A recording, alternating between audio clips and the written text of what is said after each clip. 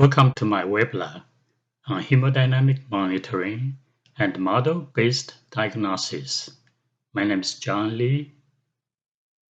I'm a distinguished professor of biomedical engineering at Rutgers University in New Jersey, USA. I'm also the Princeton Central Jersey Section EMB Chapter Chair.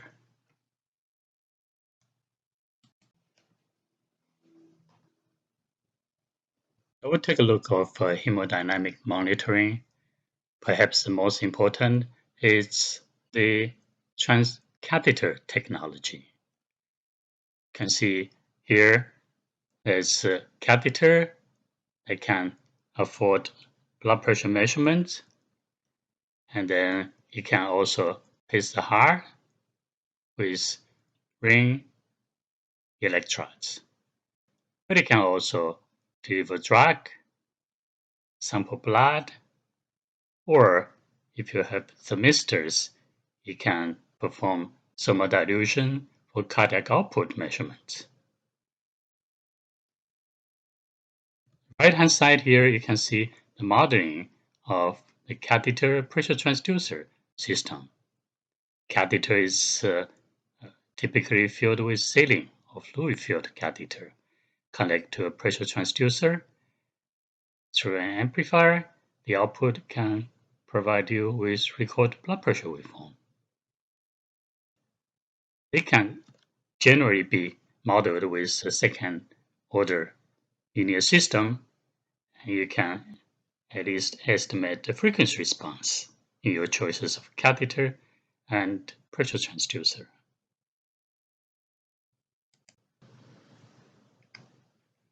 The catheter pressure transducer combination, if the catheter is fluid-filled, typically has an underdamped response, i.e. it produces overshoots and frequency response is somewhat limited.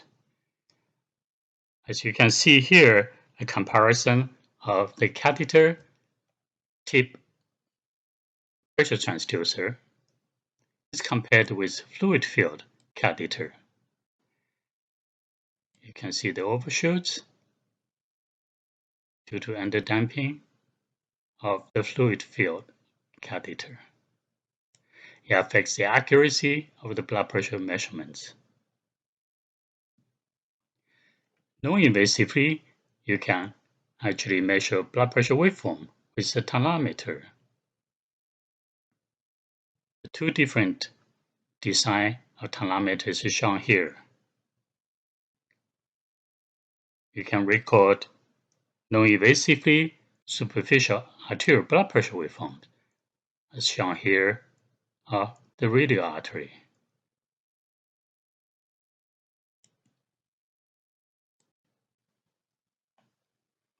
A popular device that's used to measure arterial pulse is the photopreseismograph, or PPG. Of course, it can be modified to act as a pulse oximeter if you have red and near-infrared wavelengths LEDs. And PPG is a blood pulse volume sensor. Simply uses a night emitting diode or LED, typically red, and for a photo detector. And this picture shows the one that's in my lab, the students doing the project on PPG.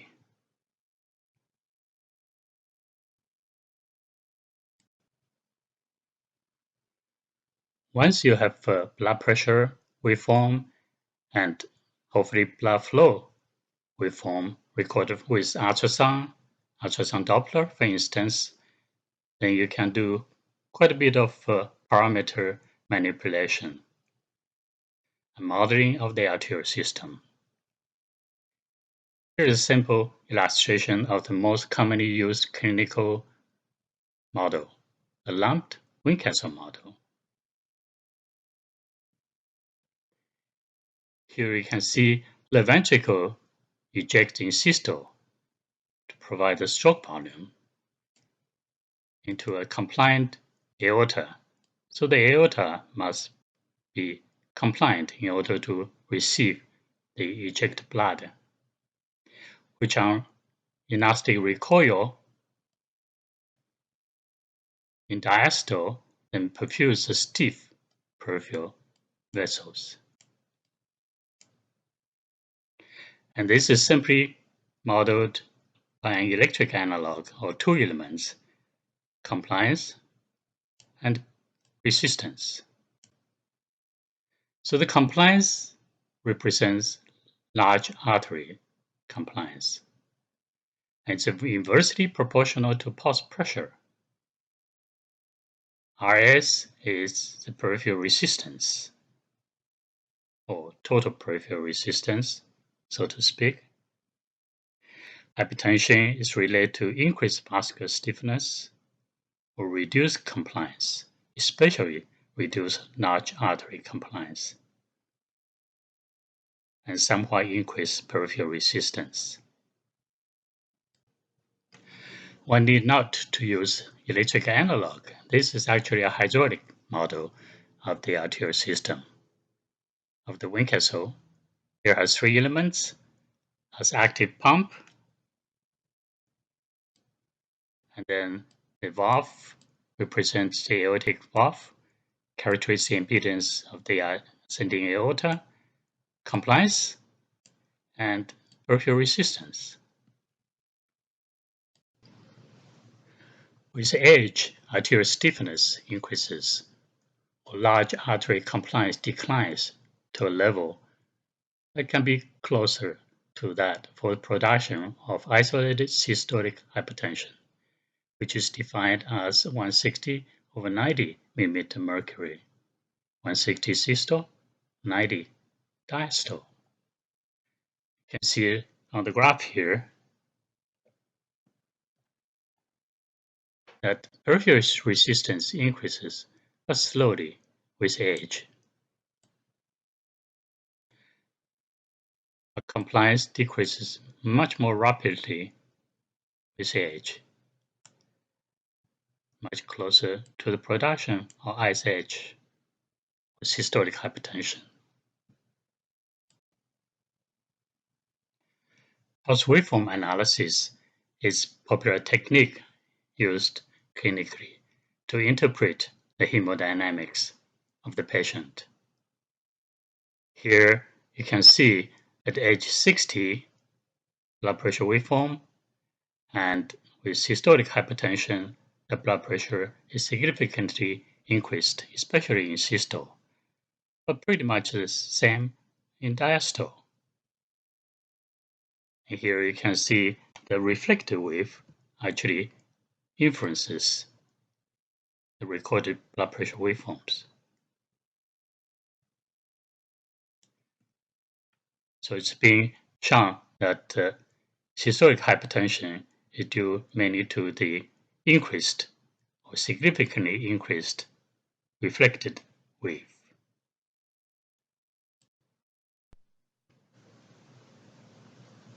If you want to be a little bit more sophisticated, you can move on to a nonlinear model of the arterial system.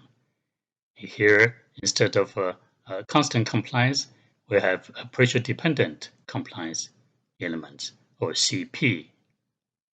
And CP is exponentially related to blood pressure.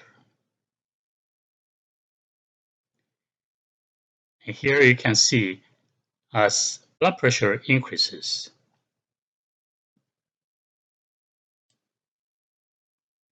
the arterial compliance decreases.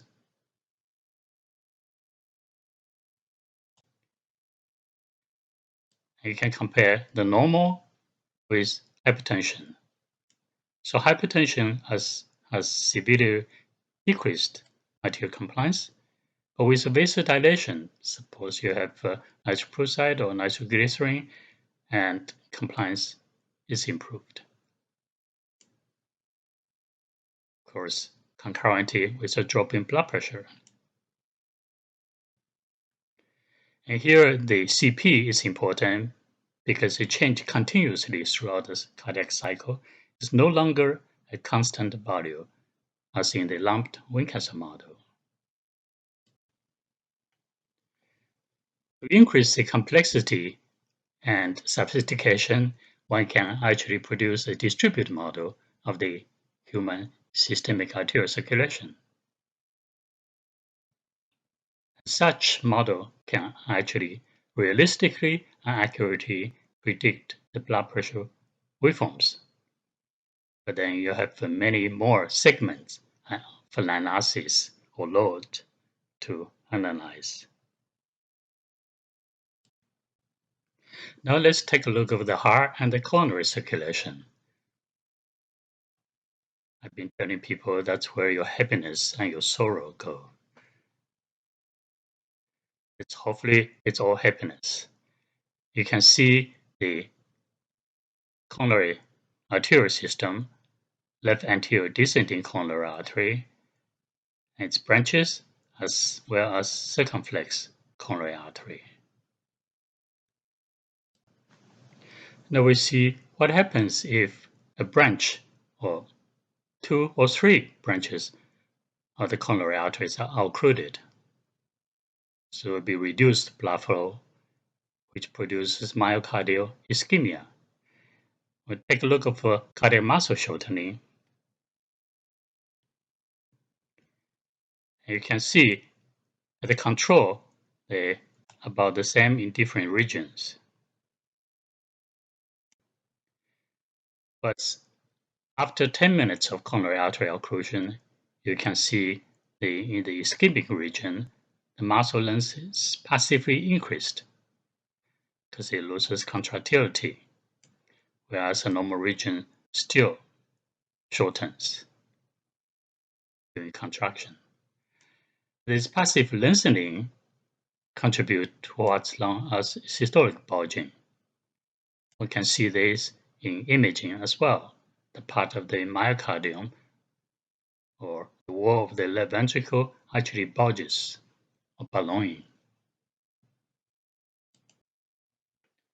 One can effectively design a model or produce a model that can predict the progression of myocardial ischemia in different zones: the normal zone, the central ischemic zone, and the border zone response, and then segmental muscle changes. The model predicted systolic bulging and dyskinetic contraction and passive lengthening, obviously shown previously. It can be seen from the model generated pressure length relation or pressure length loop on the left. That corresponds quite well with the coronary artery negation pressure length loop on the right. If one gives propranolol or beta blocker, and you can see it produces sort of parallel shift of the pressure segment length loop. You occlude the descending aorta, or with hypertension, you can see the pressure work is increased. But if one gives inotropic agent like digitalis, you can see the segment shortening as well as the amount of work also increased. Multi-scale modeling is popular, and you don't have to just look at the global ventricle, but you can look at the regional zones of the ventricle as well as single muscle fiber. And this is modeling of single cardiac muscle fiber. For the muscle fiber level, one is familiar with Hill's equations of muscle contraction, i.e. the force velocity length relationship. This slide shows the model predict response due to myocardial ischemia or stunning. It shows reduced cardiac contractility, increased and diastolic and systolic fiber length,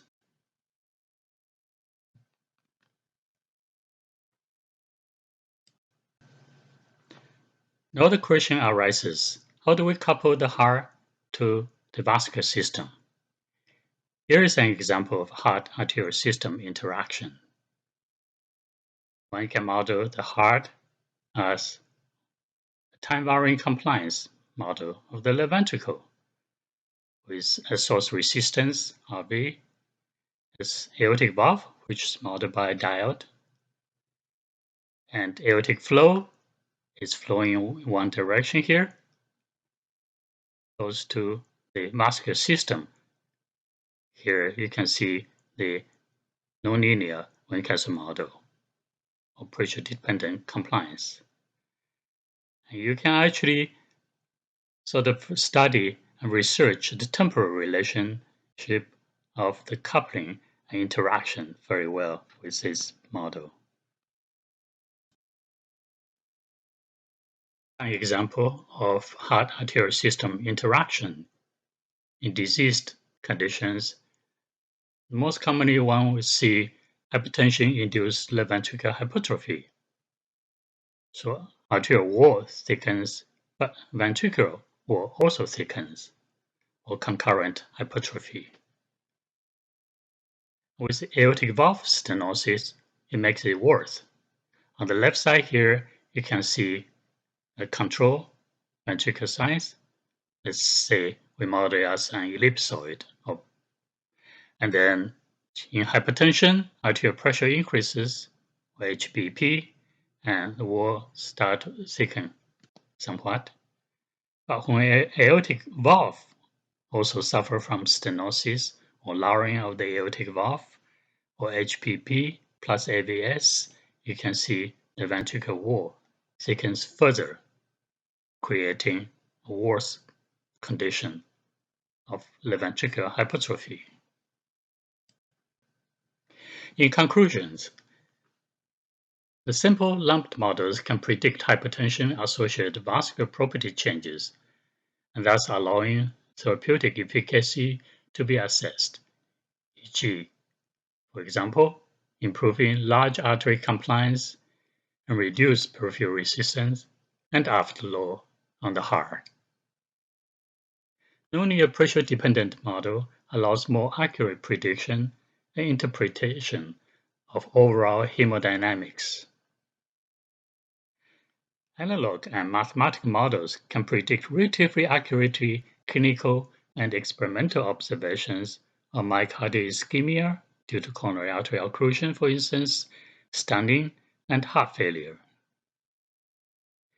Compounded cardiac and vascular disease fare worse, as we have shown. The concurrent LV and vascular hypertrophy, or with or without aortic valve stenosis, and myocardial ischemia with hypertension. The model-guided diagnosis and therapy can be powerful and beneficial for long-term management of cardiovascular diseases. This is a list of a few references you might find useful. I'd like to thank IEEE EMBS Chapter Development Committee 2022, especially Dr. Yuquan Li, who invited me to present this webinar. Of course, many of my collaborators and graduate students as well. If you have any questions regarding the webinar, feel free to email me. Thank you.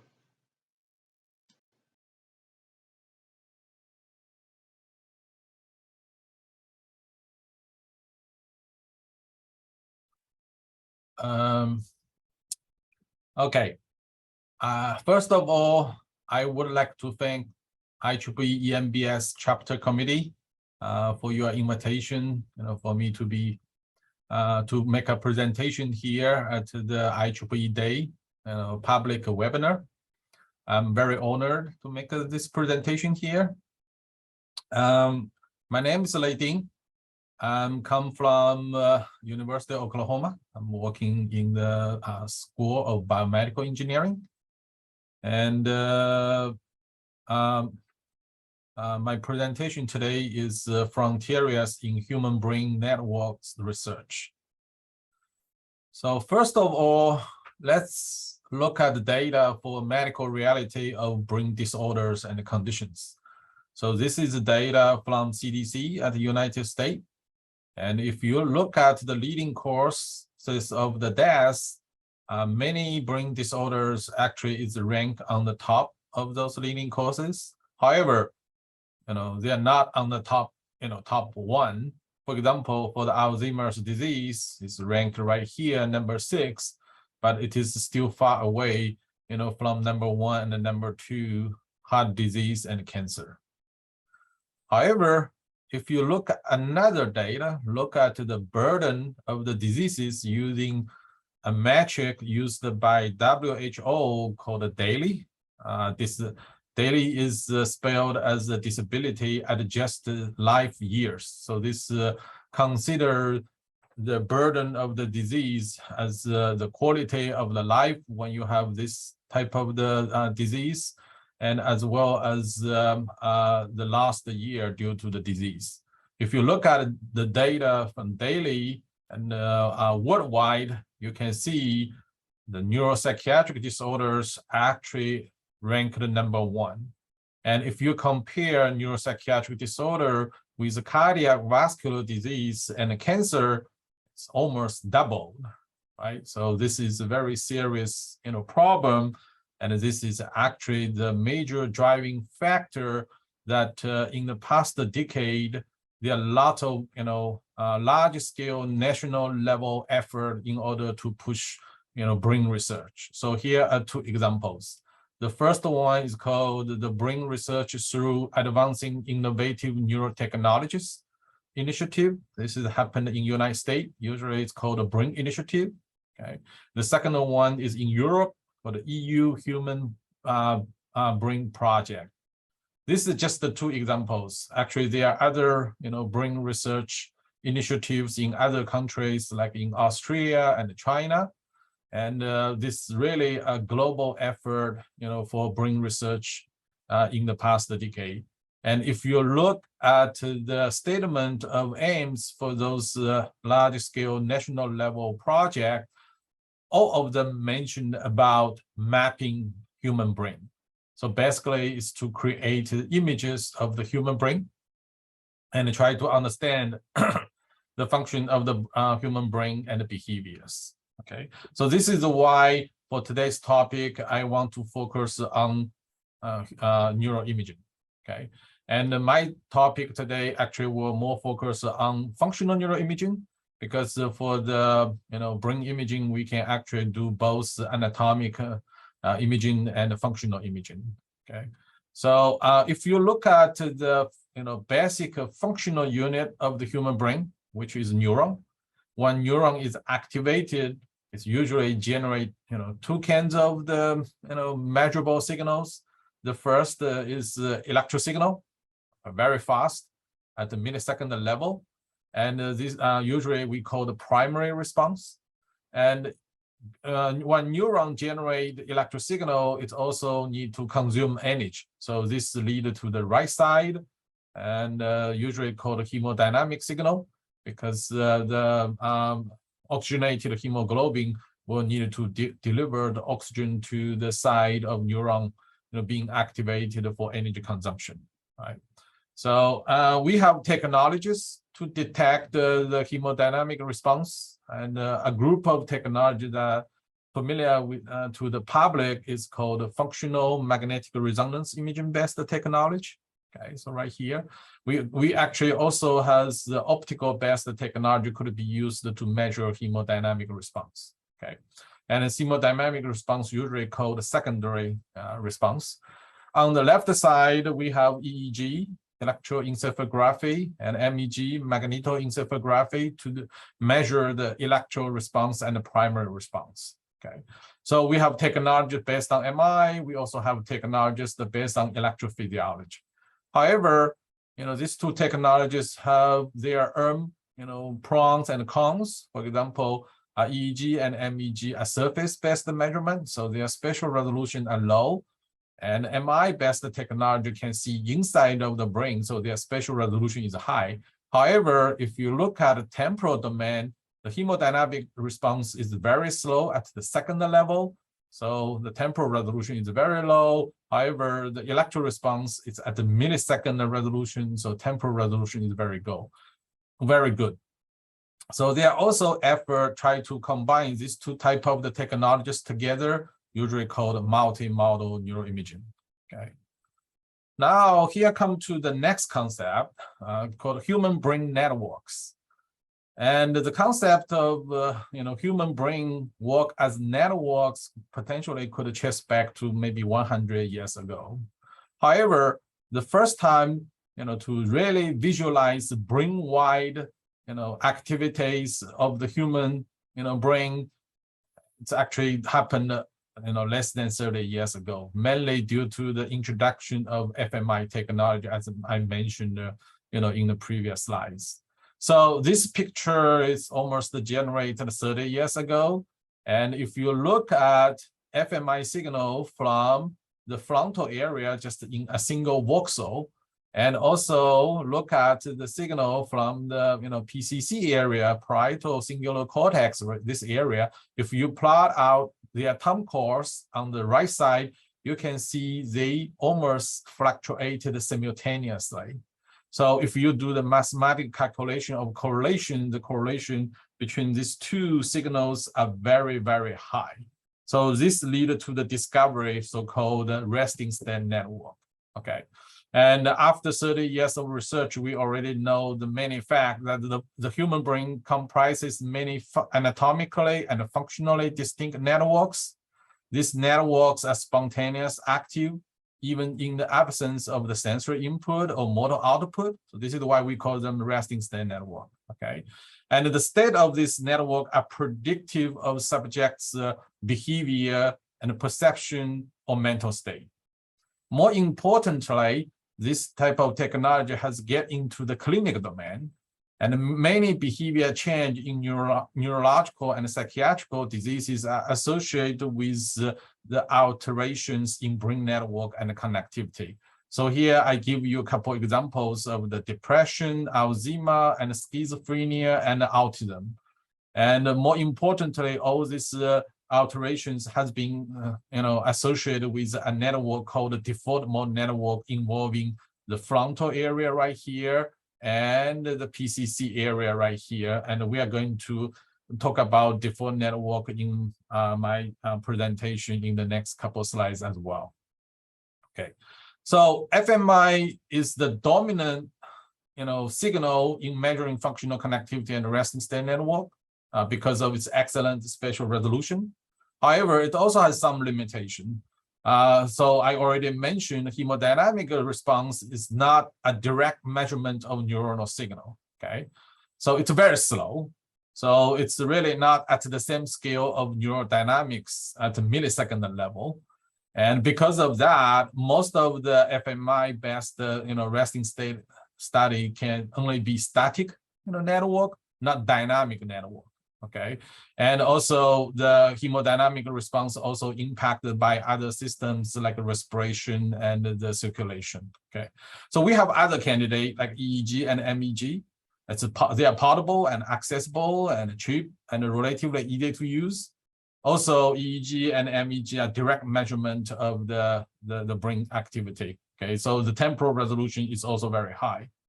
However, most of them on the sensor space, so surface-based measurement, so their spatial resolution is not high, and the number of measurements available is also relatively low.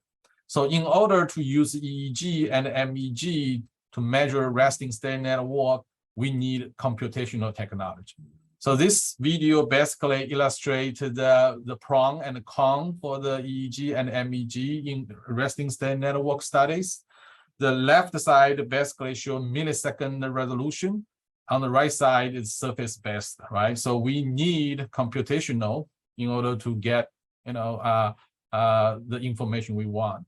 So here I illustrated the early effort made by a group from United Kingdom, Dr. Brooks in 2011. They report the first MEG-based resting state network. okay, based on the correlation calculation. So you can see they selected the seed point on the right hemisphere, then try to find the correlated area on the left hemisphere. And this is the FMI, the resting state for motor network. They actually identify at the different frequency band their correlated activity on the left hemisphere to the right hemisphere, and the most significant activity is actually on the in the alpha band and the beta band. Okay, unfortunately, their reconstruction are very smooth, and they only report one resting state network. That is motor resting state network. In 2015, my research lab and our collaborators, we actually conduct a study using simultaneous EEG and FMI. We reconstruct 8 networks from EEG, corresponding to the networks from the FMI using very traditional algorithms. Okay, so the advancement from this study, to the previous study is we report 8 resting state network instead of 1. Okay, however, the performance was still very low, and so in the last couple of years, we have been focusing on how to improve, the performance of the estimation and the reconstruction of resting state network from EEG and MEG. This basically need a lot of computation. So in general, in order to get estimation of resting state network from EEG and MEG, usually involves 3 steps. The first step is called electrosource imaging. So its function is basically to map surface recording data into the cortical surface data, so in the same domain as FMI data. After we get those data, then we need to do the pattern recognition in order to identify what type of the network there. And after that, we also need to do a lot of statistics, which is very similar to the analysis performed using FMI data. Okay, so in this process, it's involved a lot of data conversion from one format to another format. If some of you are interested, you can take a look at our publication in Frontiers in Neuroscience in 2018. Because there are so many data handling, we also needed to do the quality control, and there are lots of parameters and procedures. Also, we need to do the quality control. Okay, and I'm going to just give you a brief idea about ESI, electrosource imaging, and the pattern recognition using time frequency IC. So the ESI is a process involving so-called forward modeling. So we model our volume conductor, and then we have EEG recording. We do the correlation. We can solve the forward procedure. And then another procedure is inverse, because our measurement are known, but we want to estimate what inside of the brain, right? So we actually use the more advanced signal reconstruction theory called compressive sensing. And we need to build this multi-resolution model in order to define the wavelet on that. We also define the wavelet has the lower coherence to the measurement, because that will give us better performance.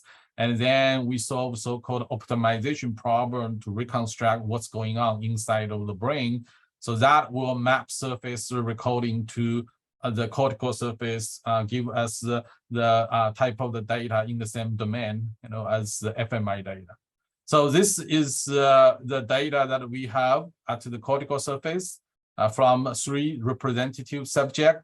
You can see the time resolution for this data is 4 seconds, so it's very quick. And also the spatial resolution actually is not bad. You can see the red color means the current is a flow from inside of brain to outside. Blue means from outside to inside.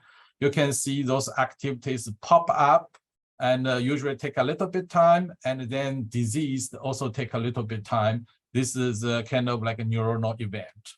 Okay, so the next step is we want to identify pattern in this data. So we started this research in 2012. So we use a very old method called independent component analysis. In nowadays, we actually can use more advanced algorithms like machine learning or AI, deep network type of the things for pattern recognition. But around 2012, the reason we developed this algorithm for pattern recognition because the rhythmic activity of the human EEG data. So, if we perform the ICA in the time domain, frequency domain, we can actually make data more super Gaussian. So it's easy for us to detect the brain-like activity. So after that, we are actually able to reconstruct a lot more brain networks, those networks in the frontal area, in the sensory motor area, auditory area, and the visual area. We also address the smoothness of the reconstruction from inverse algorithms, so we have improved the specificity of these networks, okay? We also have the improved performance. So this is our proposed, computational framework we are using now, and this is, back to 2011 and 2015. And we actually show that in comparison to the resting state network from FMI template, we have much better performance using the new computational framework, okay?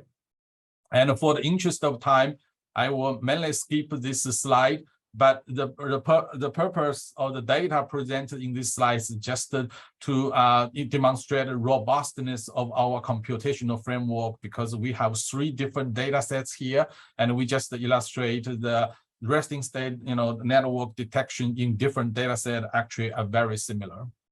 And of course, we want to do the patient study, right? So we want to demonstrate, our resting state network from EEG is also useful. So I'm going to give you 2 examples here. One is for the autism. So we recruited 24 subjects, and we also have age-matched typical developing kids. So we performed our computational framework. We reconstruct very similar resting state network from this group of the subject. And interestingly, after we identify those patterns, we detect a very interesting pattern is the connectivity within resting network. So basically, we calculated the correlation of voxels within each resting state network. We also calculated the correlation between voxels across resting state network, and we observed totally different phenomena.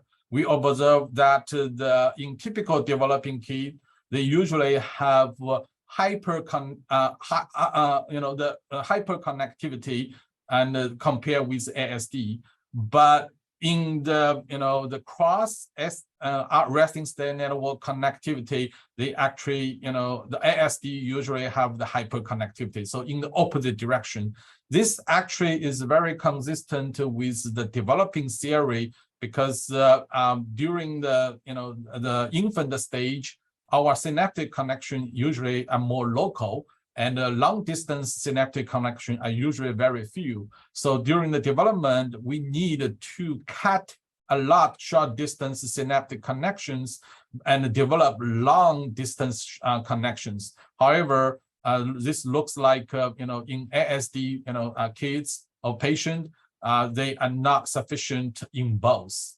Okay, so this is actually consistent with literature. And in another study we conduct for the major depressive disorder, we actually had the simultaneous EEG and fMRI recording.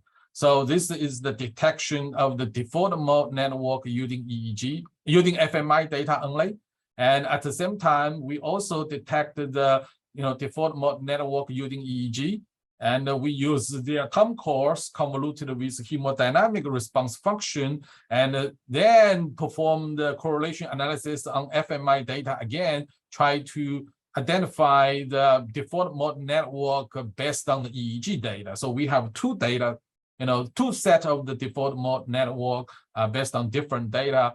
And we find that EEG based detection of fMRI default mode network has much better correlation with the clinical scales. So in this example, the left side is fMRI data only. We only observe the correlation between the PCC area with the Hamilton depression rating scale. But on the right side is the EEG based fMRI default mode network detection. We actually see the correlation of our, the default mode network in PCC area still with Hamilton depression rating scale, but in the frontal area, we also see the correlation with Hamilton anxiety rating scale. So that gives us increased the sensitivity of detection abnormalities in major depressive disorder, okay? So now we have talked about many examples. Let's go back to another issue called temporal resolution. So far, we also, we mainly discussed the detection of resting state using EEG or MEG in other literature. However, in order to detect them, although their individual time frame data is very fast, like 4 milliseconds, but in order to perform the calculation of correlation or independent component analysis, you usually still need a window of time slice. And this usually typically is around 10 seconds or even longer, 30 seconds, sometimes even minutes. So what we detect in the previous slides is still a very slow resting state network similar to FMI. So we have been thinking about whether we will be able to detect the transient event. So we implement the concept of clustering. So we assume that the functional connectivity will lead to the co-activation of neural populations in different area of the brain, and those co-activations is recovering. So this is why we call them co-activation patterns. And we use the clustering algorithm to search for the similar spatial patterns time-wise. So the actual resolution for this method is at individual time frames. So you can say probably around 4 milliseconds. So surprisingly, we actually identify a set of co-activation patterns we usually call CAP. They are transient event. Right here, you can see their mean lifetime is around 25 milliseconds. And for different type of the CAPs, their mean lifetime is also different. Their occurrence rate is also different. So we report these findings in neuroimage in 2023, just our recent study. So we still got a lot of things to do. But another interesting thing is this CAP also show propagational pattern. So this is the distance map for the CAPs, in the high dimension space, and they show the transition pattern, for each between each time frame. So there are two CAPs 7 and 8. They almost not do the direct transition between these two because in the distance map they are very far away from each other. They always do the transition through other CAPs in the middle. This is a one-step transition. If we consider the long-range transition between this CAP 7 and CAP 8 in this figure, we also observe that the transition from CAP 7 and CAP 8 usually take a much longer time than other transitions, and usually visit more other CAPs, during the transition from CAP 7 to CAP 8 than any other type of transitions. So this also shows certain type of propagational characteristics. And we also report also in the same year. So this CAP actually also show the age of the effect. I do not have time to talk about this in details, but this is something for us to start seriously looking at this important thing. So I have a summary here. FMI is still the most popular imaging technology studying resting state network. And we demonstrate that EEG and MEG actually can be used to study resting state network as well. We demonstrate that the detection of resting state network in this data, and we also demonstrate that our current result indicate the robustness, the specificity, similarity, to the FMI data, for the resting state network estimate from EEG. And we also demonstrate that this resting state network estimate from EEG show the contrast between the healthy populations and the patient. And more excitingly, we also developed the new analytics that we can use in order to look at the brain-wide network, the activity at millisecond resolution. We also already observe the co-activation patterns. They are transient neuronal event. Their lifetime is only about 25 milliseconds. So we are really excited about that. This will lead to another generation, in imaging, functional human brain networks. Okay. So here is the reference that I cited in our presentation. I want to make an acknowledgement to, our collaborators, also our funding agencies, and then also thanks to the IEEE EMBS chapter development committee again for the invitation. And here is my email address. If you have any questions, let me know. I'm more than happy to answer your questions.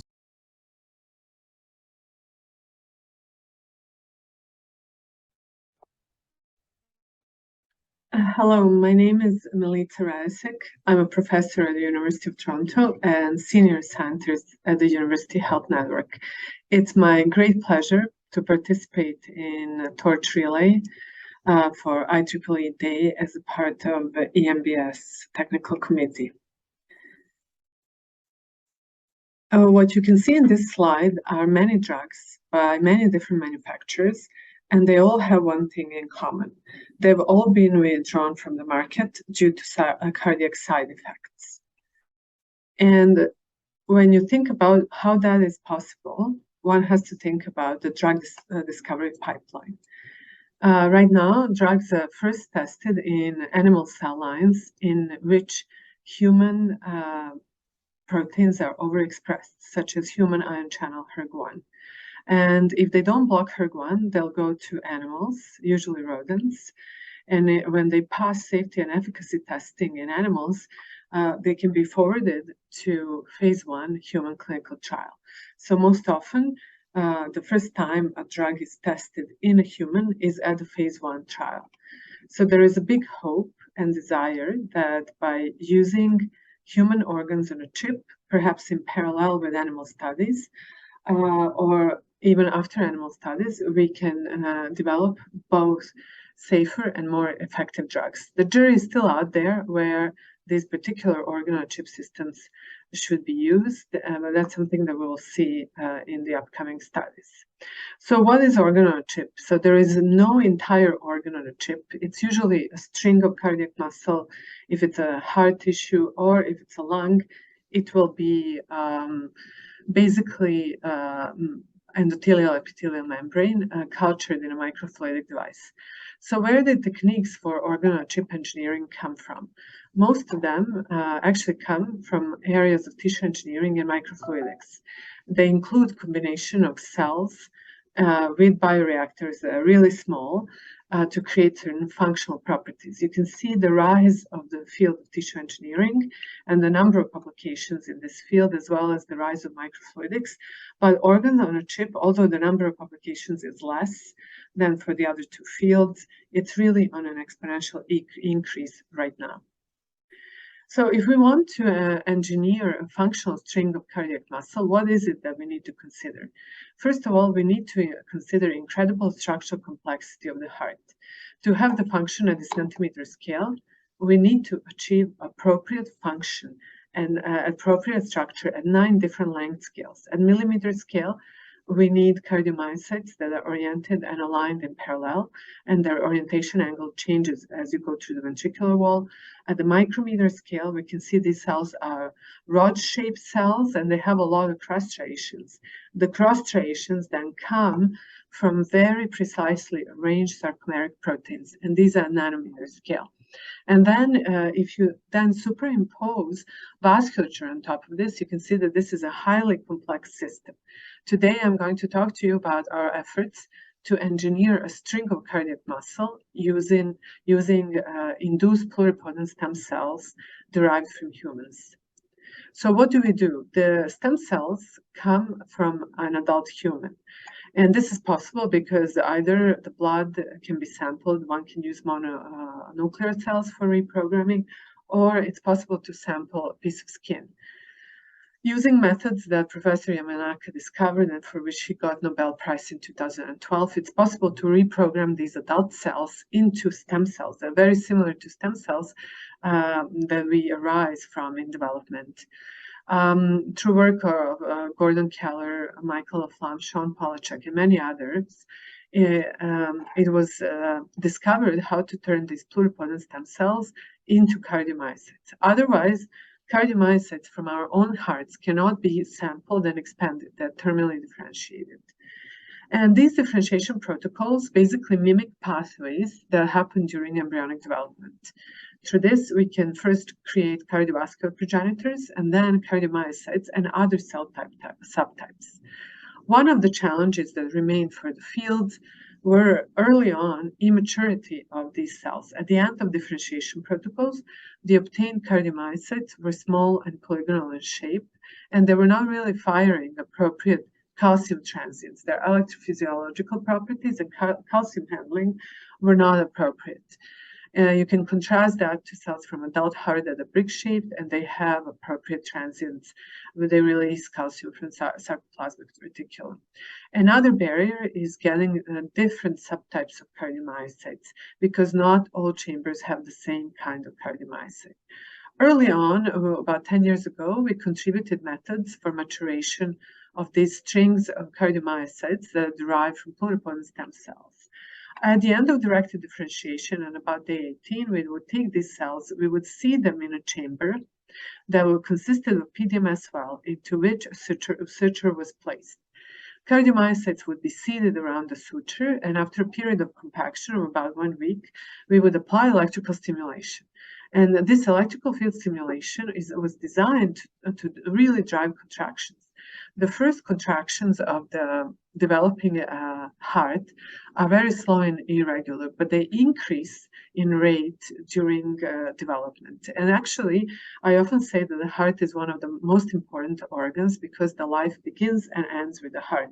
It's the first organ that starts functioning in a developing embryo, and it's also the last one that functions before death. And why did we pick two different frequencies, 3 hertz and 6 hertz? So first of all, you probably know the human heart beats at resting frequencies about 1 hertz or 60 beats per minute. If you're fit, probably slightly higher than that. And but during development, that actually goes up to 180 beats. And achieving something as fast as beating at 360 hertz beats per minute is not really possible for adult humans, but we are working here with immature cells. Initially, we thought that this 6 hertz regime will cause heart failure, but to our pleasant surprise, what we found is that 6 hertz really increased the maturity of the cells. We got a lot more rod-shaped cells, as you can see here, compared to all other controls, and that is also quantified. So really, during this development, pushing immature cells to the maximum of their ability enabled us to slightly speed up this maturation process. And then when you look inside the cells, then you start to see signs, really good signs of development of sarcomeric apparatus. And that is also quantified, like you have more H zones, you have more I bands. And we can also see that a non-stimulated control is not firing these calcium transients, whereas those stimulated at 3 hertz and 6 hertz, they are. And the transients are much better. So these are both structural and functional signs of maturation. Unfortunately, the presence of that suture did not allow us to measure contractile force. And you can see that these cells are very highly contractile. So Dr. Yimou Zhao from my lab completely redesigned the system, and we published this work in Cell in 2019. The previous work on BioWire was published in Nature Methods.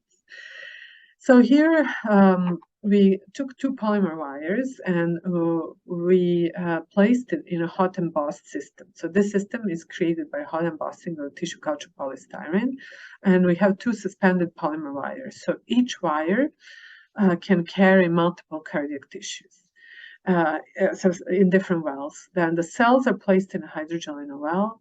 The cells remodel the matrix, and the matrix and the tissue then hangs on two elastic wires. Using two carbon electrodes, we can paste these tissues. So there are many elements of microenvironmental control in this relatively simple system. One of those measures is controlling the elasticity of these two wires. You can see the two wires here shown in blue, because that's autofluorescence of the actual polymer wire. And the tissue that's spanning the two ends is shown in green. This is staining for sarcomeric alpha actinium. You can see that the cardiomyocytes, cardiac tissue really spans the entire length.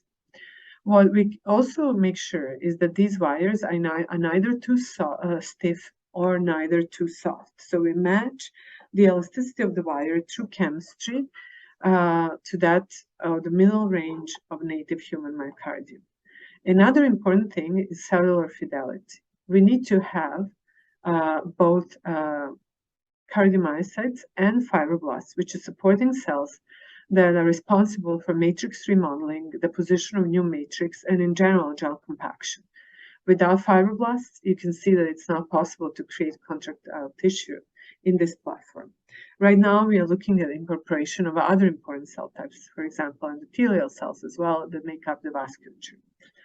Through mathematical modeling studies with the colleagues from University of Cambridge, we found that if you anchor the tissue at two different ends, and during the gel remodeling process, there will be tractional forces that are exerted on the matrix itself. And these tractional forces remodel the matrix. As they remodel the matrix, the sarcomeres will also align, causing the overall alignment of the tissue. So there is an element of mechanical control as well. So you can see beading of this one tissue. And then if you zoom in, you can also see deflection of these polymer wires in the tissue that are shown here in blue. And because autofluorescence of the polymer is the property of the material itself, you can see deflection of the wire without it being obstructed by the view of the tissue. By first creating a force displacement calibration curve using a force transducer, and then later on measuring displacement of these wires, we can calculate contraction force of the tissue online and repeatedly measuring the same spot. And we went up to 8 months of tissue cultivation, and we were able to measure these forces. Now, if you look at maturation, in our subsequent study, we extended the period of electrical stimulation up to 6 weeks, 42 days. And we were slowly ramping up this frequency. At the end of this period, we get a tissue that exhibits a force frequency staircase. So what you can see here, the faster you pace the tissue, the higher the force. This is something that is related to the this phenomenon in everybody's heart of adult humans, that the faster the heart beats, the more blood it pushes out. And the reason for that is that large mammals, such as humans, we have large bodies. And as you increase your metabolic demand, let's say if you're running, it would not be enough just to increase the heart rate. You would not be able to meet that demand of the large body. So you have to output more blood at each beat. So this is really a hallmark of mature myocardium. When we turn off the stimulation, we don't see any beating. And we're actually quite happy about that because we are modeling ventricular myocardium. And this ventricular myocardium is not supposed to beat spontaneously. Instead, it's supposed to follow signals from pacemaker cells. If we then continue with one,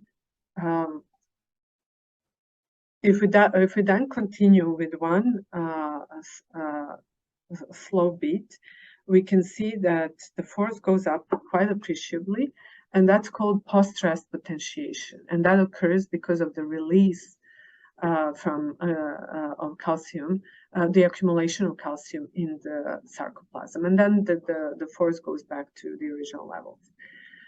By measuring this force transient, we can test various drugs. So now I'm bringing you back to this first slide, and we are hoping that we can detect unsafe drugs before they reach human use. So you can see as you add more isoproterenol, the force becomes higher. As you add drugs such as diltiazem, the force decreases. And there are other examples such as sodium channel blocker lidocaine. This E431 is a model drug that blocks hERG channel. hERG channel is really important for repolarization of human action potential. And the reason a lot of those drugs on the first slide were withdrawn from the market is because they were causing myocardial infarcts and sometimes even deaths through really dangerous arrhythmia that are called torsates. And here you can see that the second beat is coming before the first one is over.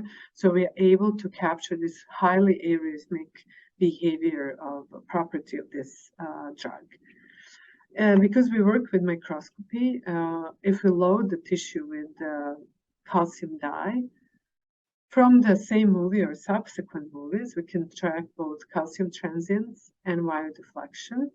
And we can obtain both EC50 of a certain drug on both force and calcium.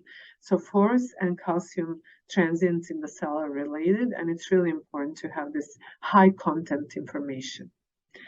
I used to have a conflict of interest with this startup company, Tata Biosystems, that used the BioWire platform that I described for commercial drug testing. However, the company got acquired earlier this year.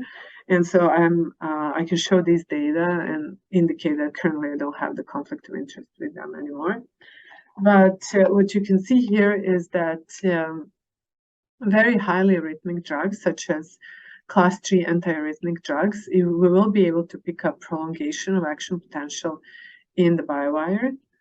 But if we take a low-risk drug such as verapamil, we don't pick that massive prolongation. It is also important to note that a drug like verapamil would most likely be eliminated under current drug discovery pipeline because it would be tested in cell monolayers that have overexpressed hERG channel first.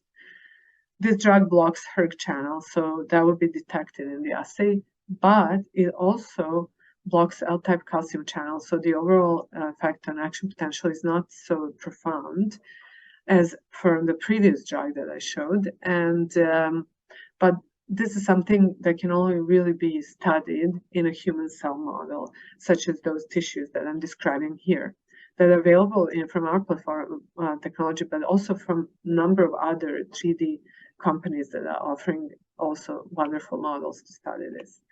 But what most people are interested in is what can you do for me? There is this really wonderful diversity of humans around the world. And so we are all different. We have different genetic backgrounds and also phenotypic differences that are a result of the environment that we grew up in.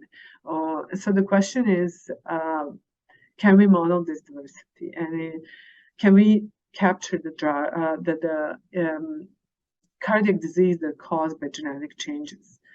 And so the answer is yes, we can do that. And so there are several diseases that we modeled. One of them is cardiac fibrosis, that you can see here.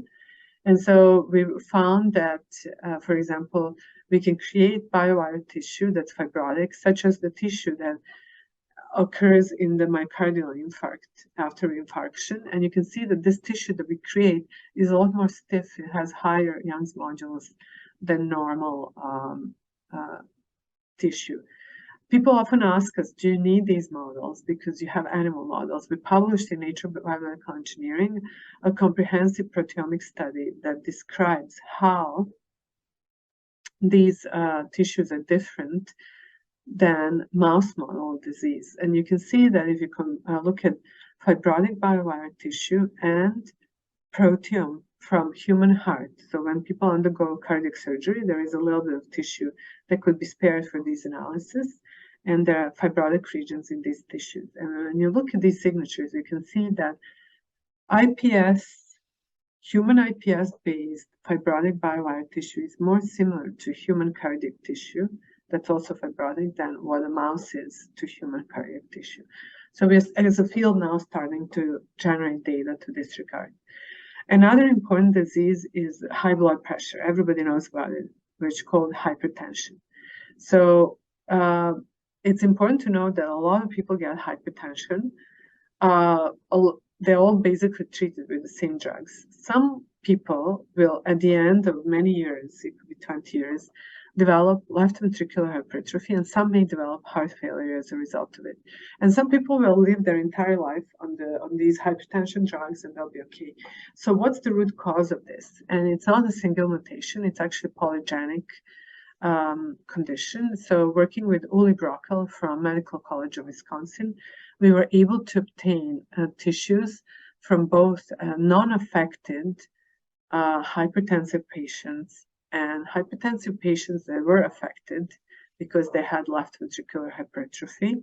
And these were the bottom 3 rows here.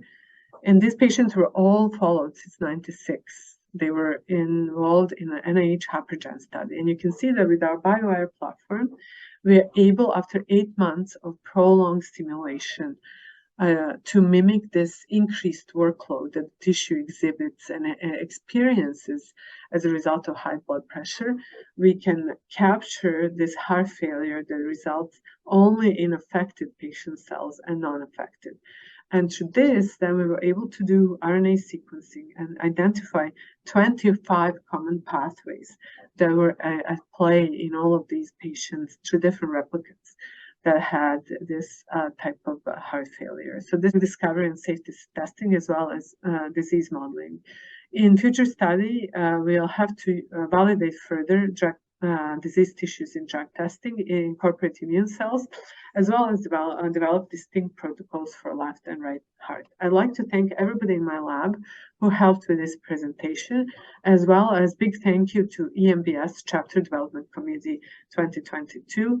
And I do hope that you enjoy this day and that you enjoy this torch relay. Thank you very much. And feel free to write for additional clarifications. Thank you.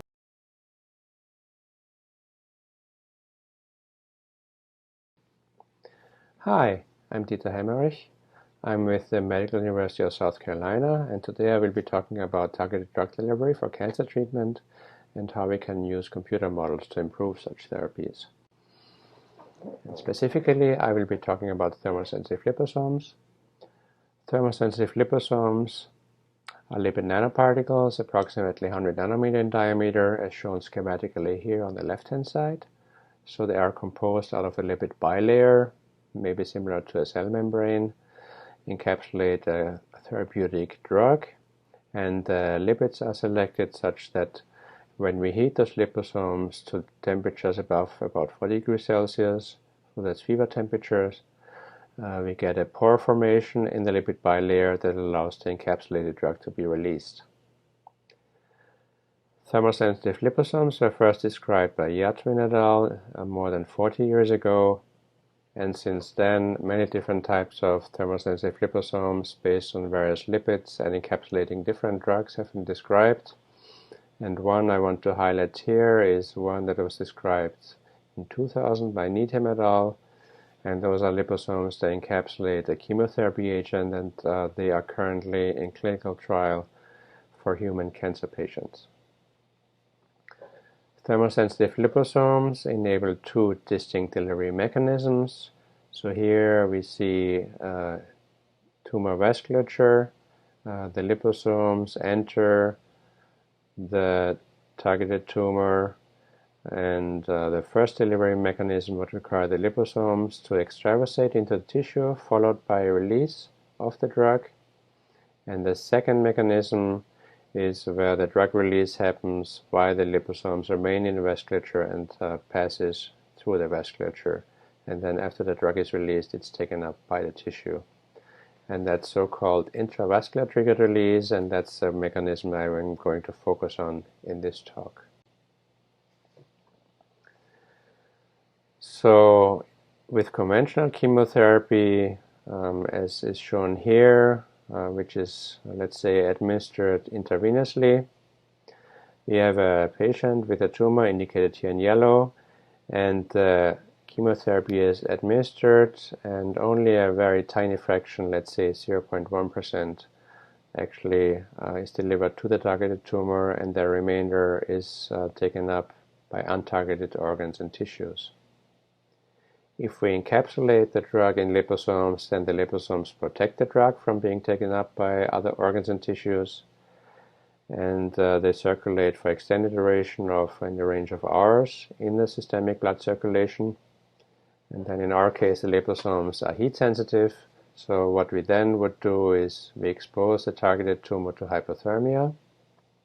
And there are different devices depending on where the tumor is to heat the tumor. I will present a few example devices a bit later in my talk.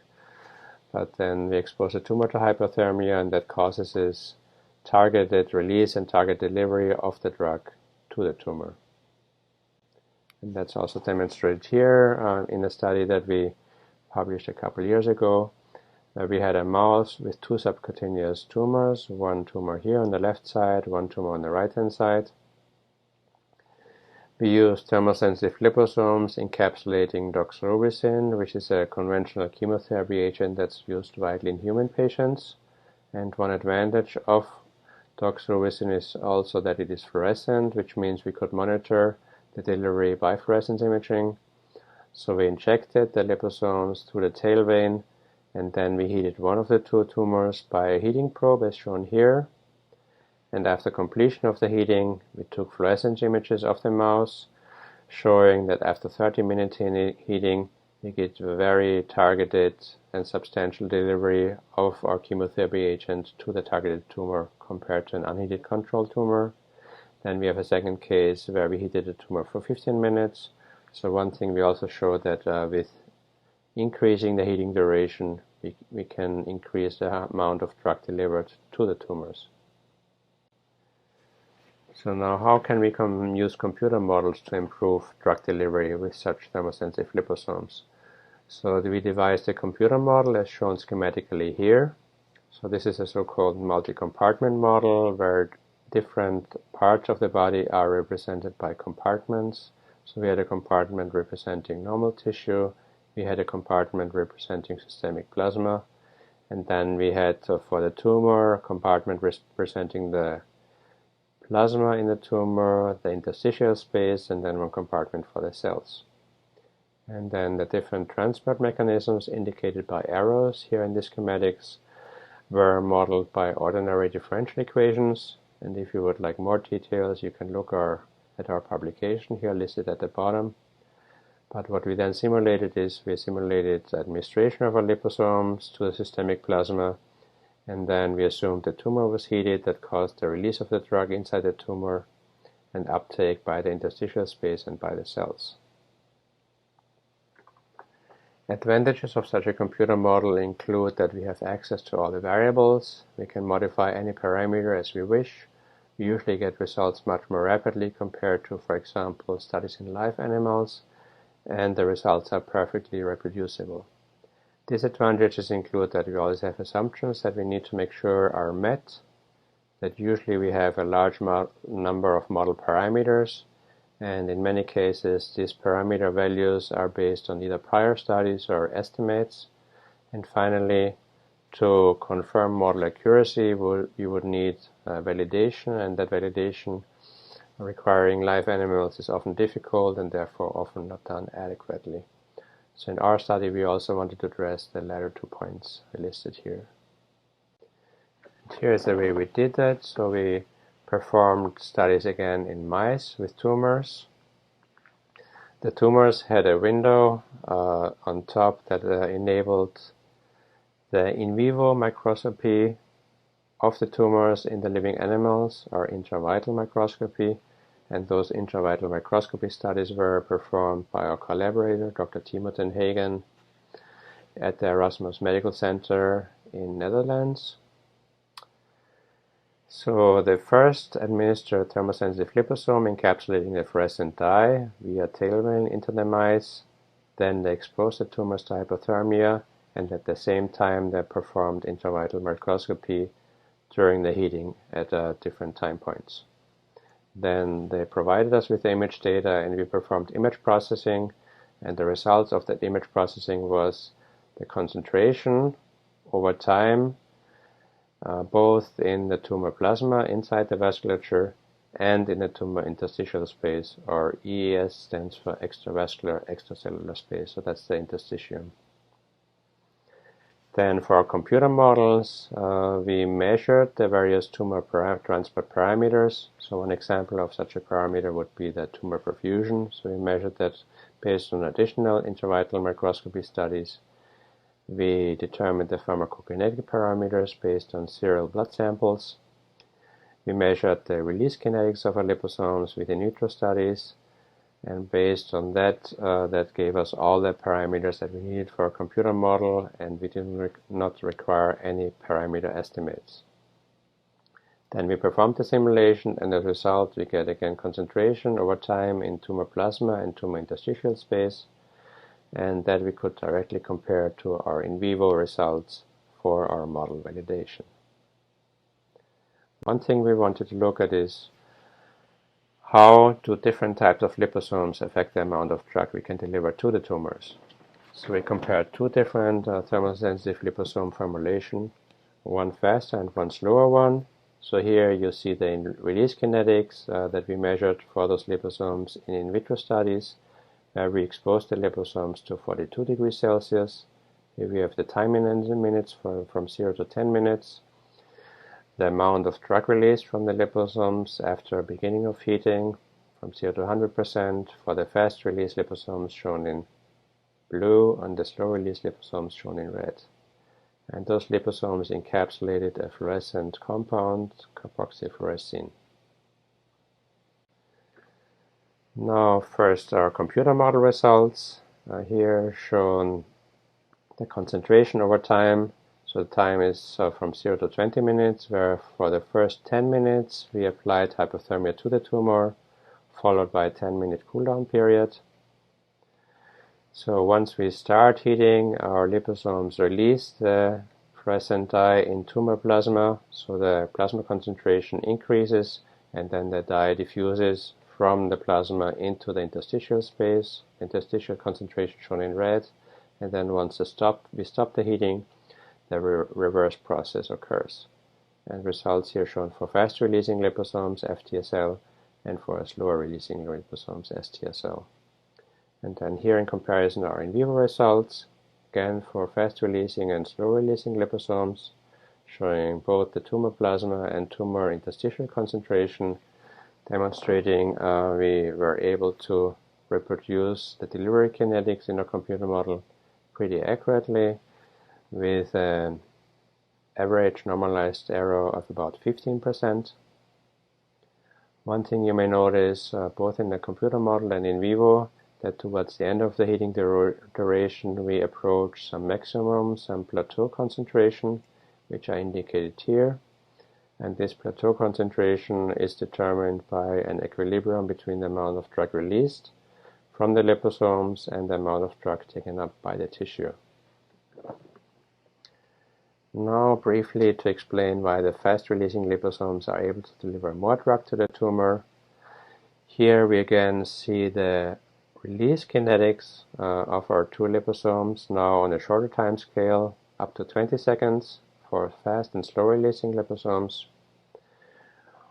One parameter we measured in our in vivo studies was the so-called tumor transit time, and that's the average time that the plasma spends in the tumor. That's about 5 seconds. So the plasma spends about 5 seconds in the tumor, and that's also the time that the liposome spends in the tumor, and that's the time the liposome is able to release the drug. So obviously during those 5 seconds, our fast-releasing liposomes release much more of the drug or dye compared to slow-releasing liposomes, which result in higher tumor concentration. We also see that we can pretty well approximate the release kinetics within those 5 seconds by linear approximation, and then based on this linear approximation we can define a characteristic release time, here shown of our fast-releasing liposomes, which is a bit less than 10 seconds, and for slow-releasing liposomes, where it was in the order of about 1 minute. And then what we did with this validated computer model is we performed a parametric study. In this parametric study, we varied two different parameters. One, we varied the release time of our liposome, and that represents basically different types of liposomes with either very fast release time of around 0.1 seconds, up to very slow release, a release time of about 1000 seconds.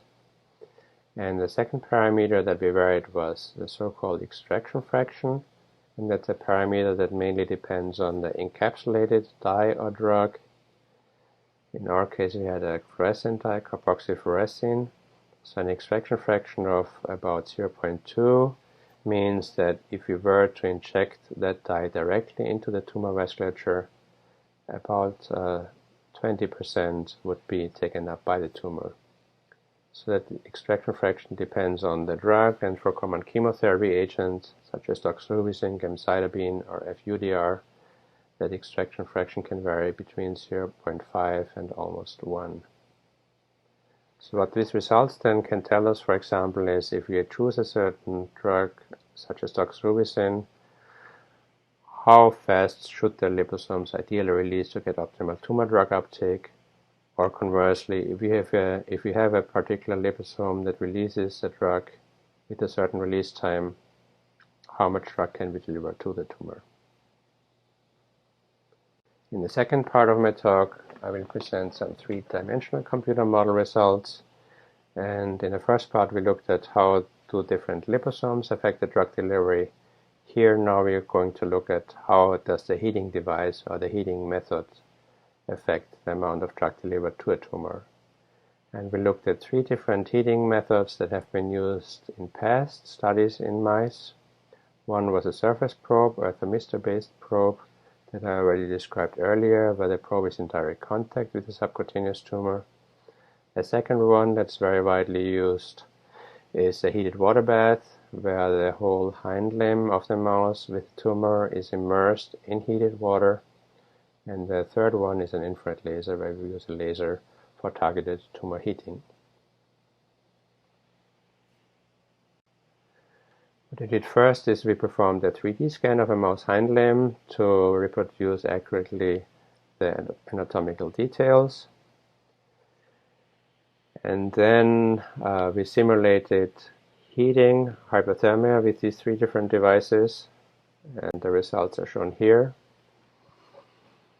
So what we see here is the surface temperature of the hind limb for the three different heating methods, and that's the temperature after we achieved equilibrium. That took about a few minutes. In blue, body temperature of 37 degrees. In red, we have 42 to 43 degrees Celsius.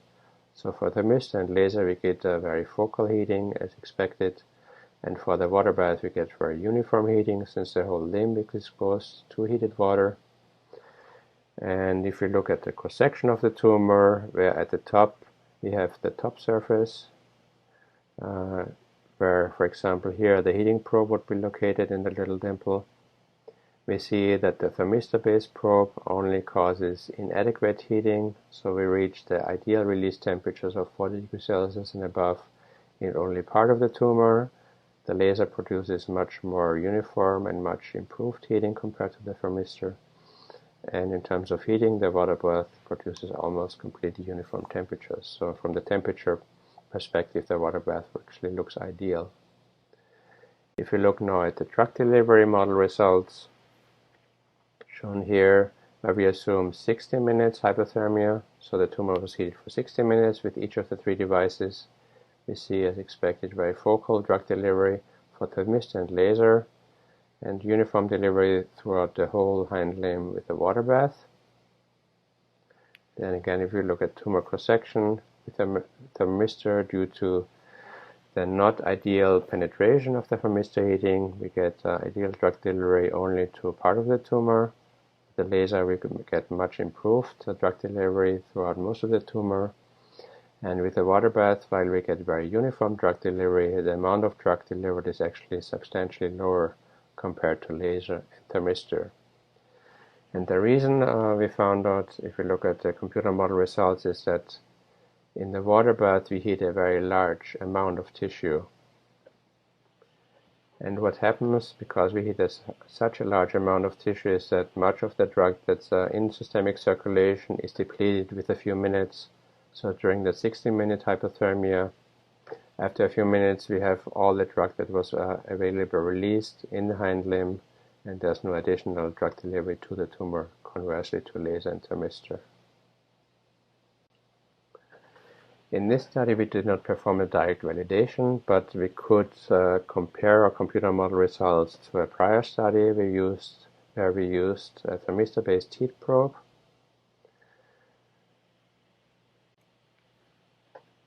In this prior in vivo studies, we also performed imaging during heating. So here is the time starting heating here at 0, 5, 15, 30, and 60 minutes. And this shows the fluorescence of the doxorubicin that has been taken up by the tissue. And then here in comparison, our computer models, that's a more qualitative comparison that shows that the delivery kinetics is similar in computer model in vivo study.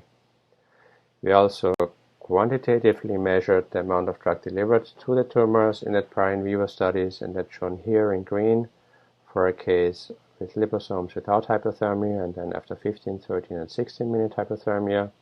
So the green bars represent the in vivo results, and then on the right-hand side we have the computer model results. In the computer model we can separate between where the drug is located. So in yellow we have the drug that's taken up by the cells, in red the interstitial drug amount, and in blue the amount that's still encapsulated by liposomes. So importantly, at the longer heating duration, then most of the drug has been actually taken up and delivered to the cells, to the cancer cells, which is of course where we wanted to have.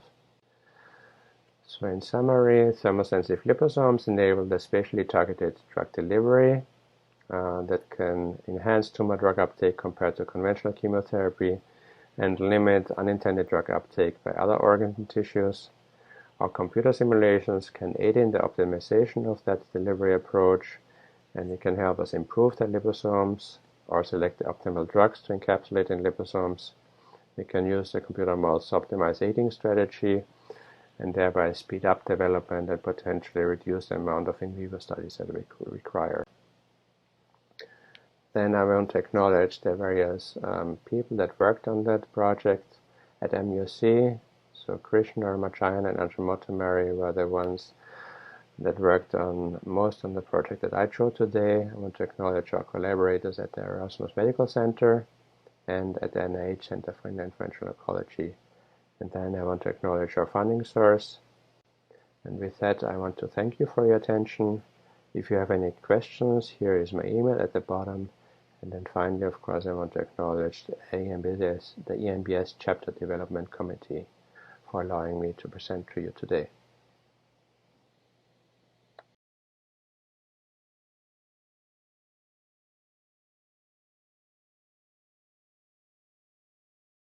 Hello, everyone. My name is Cristian Linte. I'm an associate professor of biomedical engineering and imaging science at the Rochester Institute of Technology.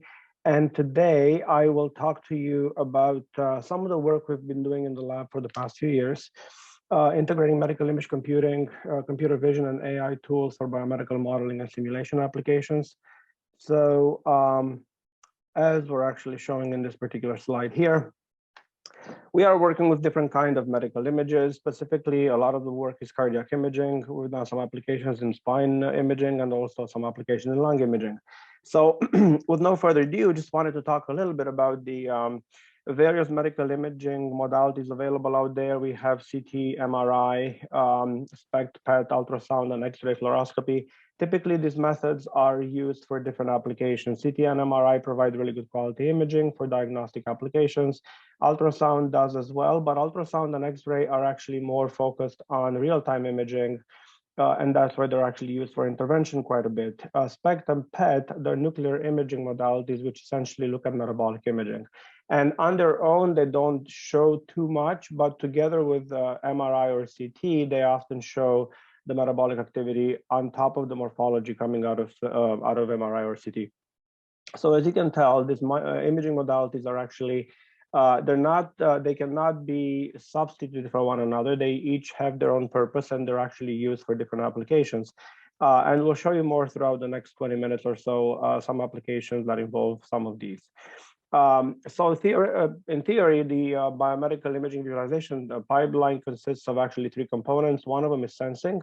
Sensing means image acquisition. The second one is seeing or extracting information from medical images. This is where we actually work in. And then the third component is solving problems in the clinic, which is what clinicians do once they have the images and they have the information extracted from the images. As far as the diagnostic and therapy workflow, like I said before, so we have image acquisition and then the development of scientific tools and techniques to support computer-aided diagnostic and therapy planning and guidance. So this is our wheelhouse, essentially, where we work in. And then, of course, we do not make any clinical decisions. We pass on the data on to clinicians who would actually use that for the better of the patient and the procedure. So some of the key questions we're trying to answer in our lab is essentially focusing on development of algorithms to extract information from images, development of models that help us predict therapy effects, for instance, integrating data from different sources, meaning integrating preoperative imaging, intraoperative imaging, surgical tracking, and visualizing the information meaningfully, which takes us to number 4 here, which is, what is the optimal way to visualize multimodality data? Because oftentimes too much information is overwhelming. And also the bonus of having these, 3D and 4D and 5D images and models is that we can essentially work on training applications where we're training the next generation of clinicians using digital imaging as opposed to traditional textbooks and atlases. So again, we're focusing essentially on the first point for the rest of the presentation today. One of the challenges that's been going on for quite a while has been segmentation of the heart and various chambers and blood pool or muscle, depending on what the application is.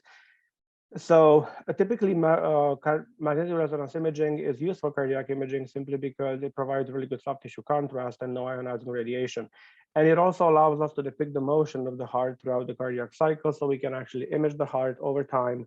And we obtain, essentially, we acquire slices throughout the cardiac cycle. And if we stack up the slices together, we end up with volumes. So if you put all the slices together at each time point, you end up with a volume showing the heart at each time point in the cardiac cycle. And we can get as many as 20 to 25 frames in a cardiac cycle, not in one cycle, over several cycles using gating, but we can reconstruct these to essentially show us more or less 20 to 25 instances of the heart through the cardiac cycle in 3D. So that would be essentially a 4D image. Now, segmentation of the heart has been going on for a while, even before the deep learning and AI tools have come along in the past maybe 4 or 5 years. So some of the work we did earlier was actually using combination of graph cut framework and atlases to be able to segment the heart. So we've shown this work a few years ago at McKay. And now, essentially, in this slide here shows segmentation of the right ventricle of the heart. So the right ventricle is the right side of the heart that pumps blood to the lungs. So everyone works on the LV. We do too, but we also work on the right ventricle here. So this is the right ventricle blood pool. We typically segment the blood pool because the muscle around the right ventricle is quite thin. So we look at the endocardium, which is the surface in contact with the blood. So we're showing the segmentation of the right ventricle blood pool through, this is at one single point in the cardiac cycle. And then we're actually showing here on the right some of the segmentation error. So white means, area depicted in both our segmentation and the ground truth, and then red and blue show some false positive, false negative errors. And if we want to essentially show this right ventricle segmentation, this is the reconstruction of it. So we stack up the slices together, do some Gaussian blending to be able to remove some of the stir-step artifacts.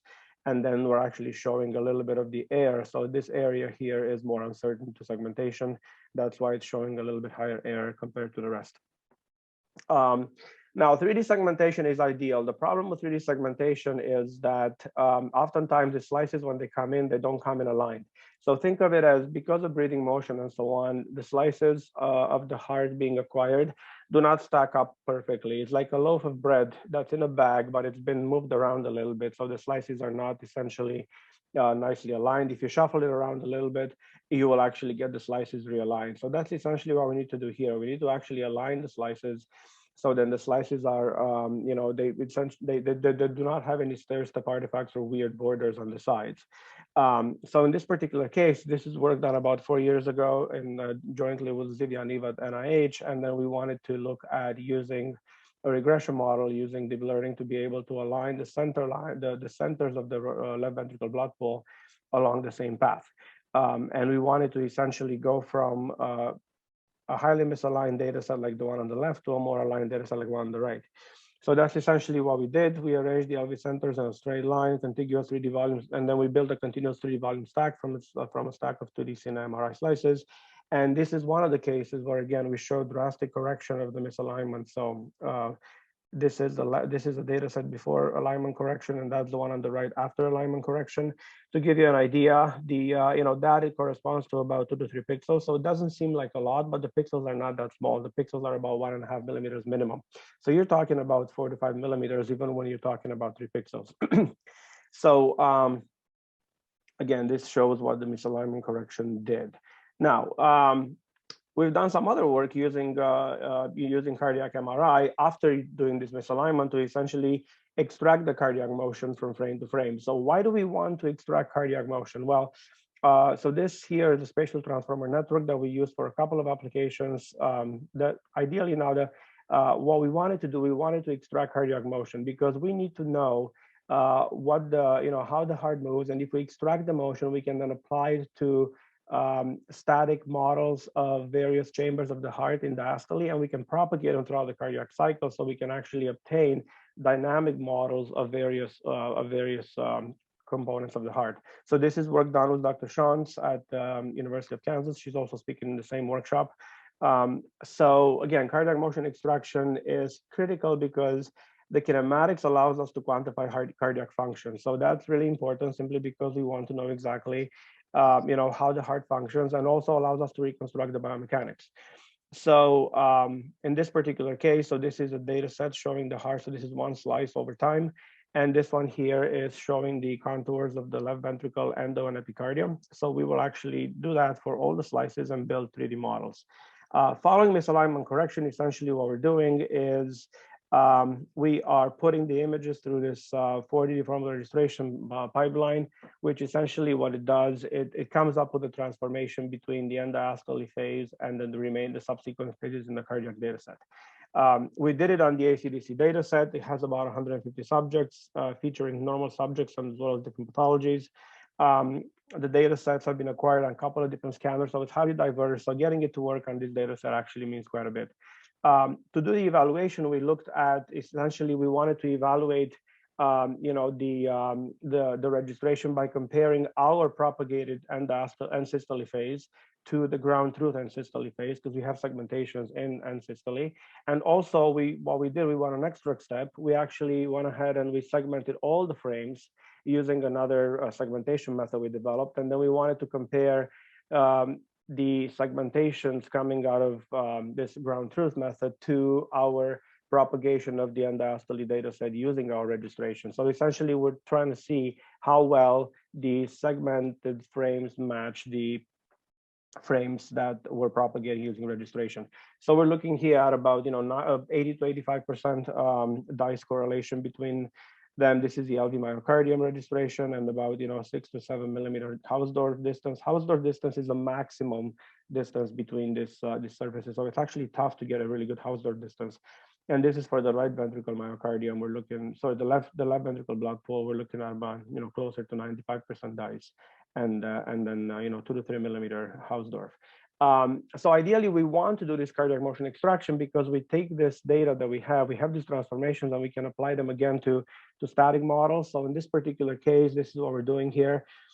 This is a heart image again, depicting the heart over the cardiac cycle. We're showing the left ventricle, we're showing the left atrium, we're showing the right side of the heart in a second. So the way we obtain this dynamic models is essentially by taking the static models segmented in one single phase and propagate them throughout the cardiac cycle using this motion extraction coming out of this network like this. And we can do this again, to animate, to generate models that feature fibers and so on, like we're showing here. So there are different applications we can go once we have the motion extracted and we can apply it. The same spatial transformer network that I talked about before, we also used it for another application. And this is the registration of CNA and late gadolinium enhanced MR imaging. So now these two images show different things. CNA MRI shows the morphology of the heart. The late gadolinium enhanced, or LGMR, shows tissue that has been that's actually been affected by disease, or scar tissue. And what happens here is LG-MRI, again, you inject contrast, and then the contrast does not wash out in the regions that were diseased. And then it pulls in there. Because it pulls in there, when you're imaging, it appears that those regions appear bright. So you quantify the disease area by quantifying how bright and how large the bright area is. The problem is that to be able to know that, you need to reference it back to the whole myocardium. So you need to know how much of the myocardium is bright and where is that relative to the healthy myocardium. And the problem is, in this particular case, again, if you're looking, so this is a hyper-enhanced region. So we want to segment the hyper-enhanced region that shows scar or disease. Okay, but the problem is that if you look back at this image here, you cannot really pick out the whole myocardium simply because of this intensity being so high in the enhanced region. It dwarfs the intensity in the rest of the myocardium. So in this particular case, if we want to segment the normal myocardium from these images, it's a bit difficult because there's not enough contrast really right there. So what we're actually doing instead, we are trying to register the two images. So we segment the normal myocardium from the CNA MRI with no contrast.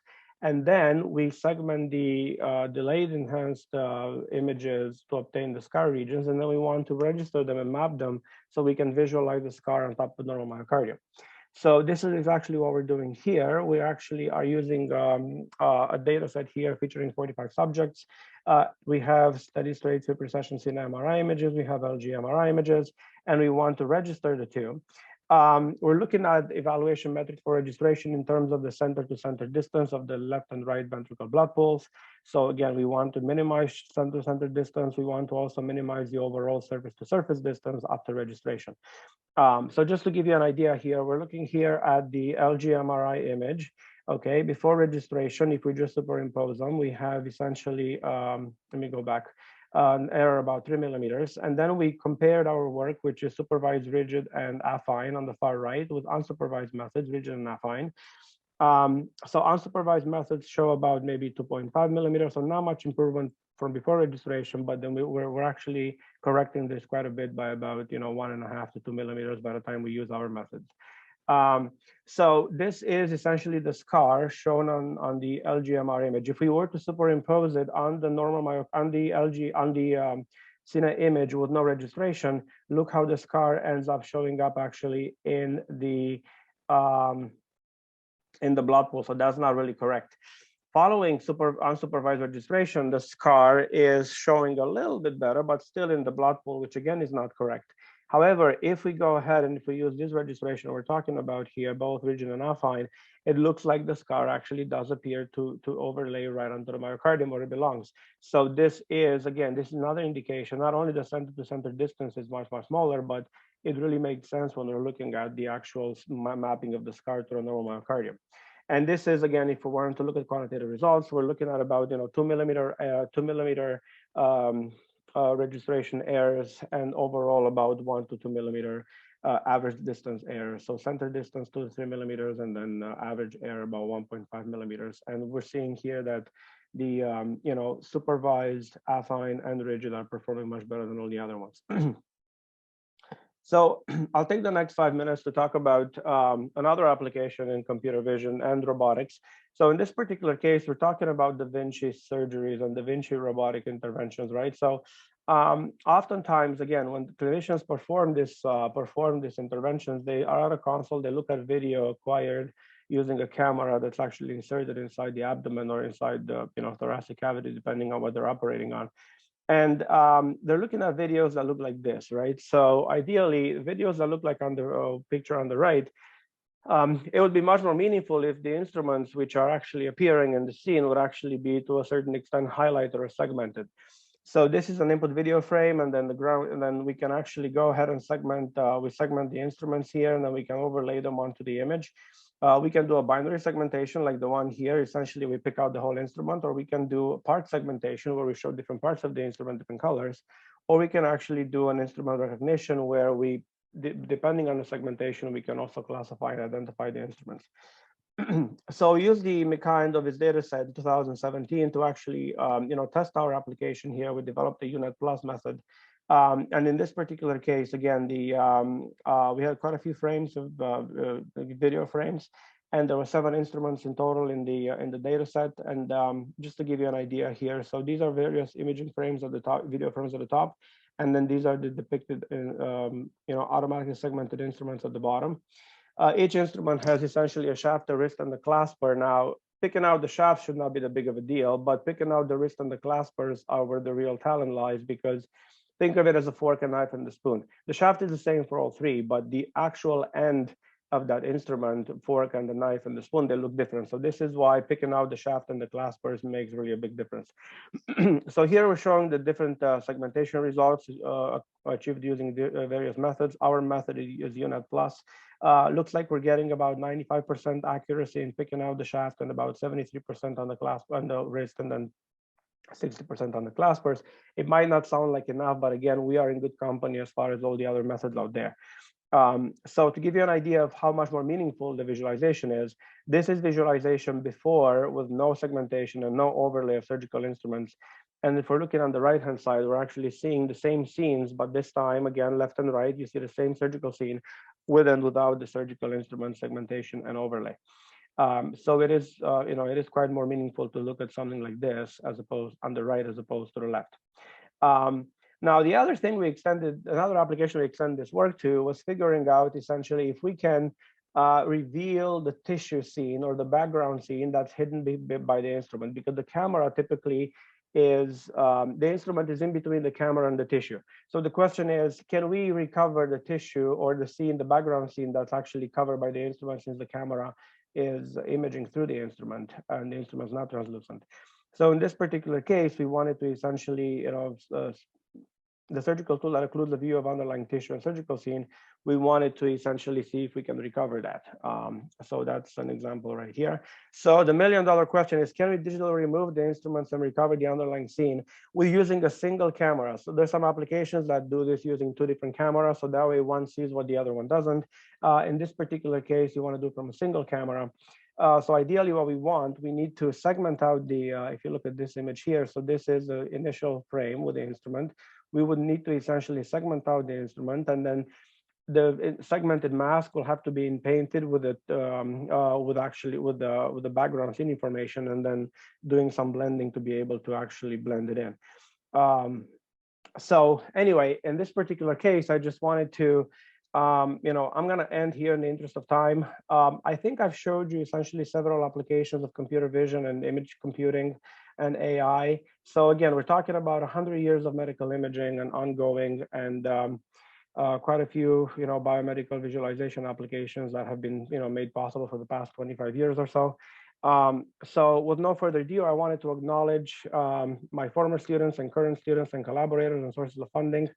And I also wanted to, I would like to take some questions, but it's not really possible. So this is my email address here. So please send me an email if you have any questions. And once again, my email address is up in the top left by my picture there. And again, I'm sorry that this could not be held in person. It would have been very nice to have this workshop together in person, but it is what it is. So thank you for your attention, and look forward to seeing any emails with questions and comments. Thank you.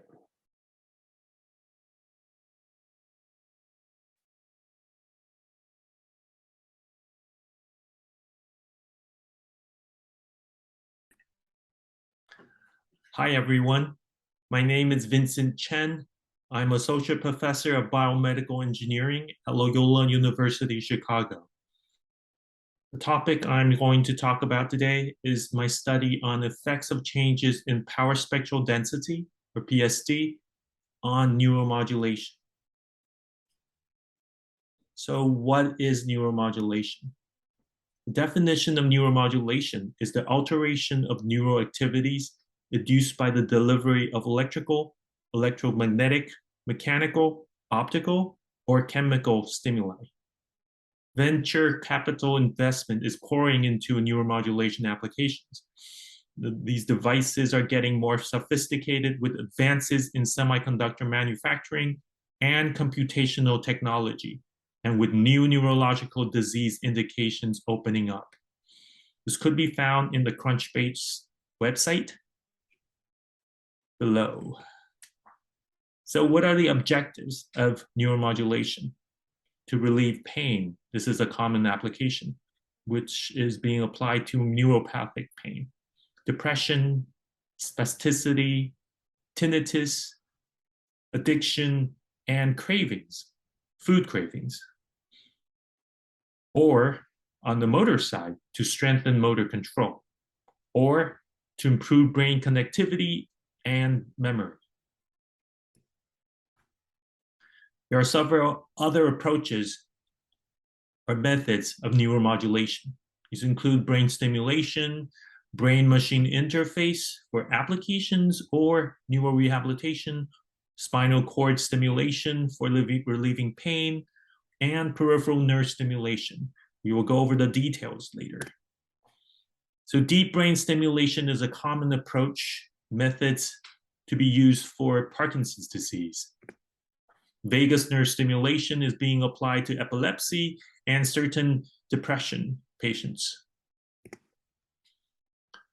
Transcranial direct current stimulation, or TDCS, is pretty popular recently in research and is being applied in several of the approaches, including epilepsy, Parkinson, and all the other ailments that you have heard in the neurorehabilitation approaches.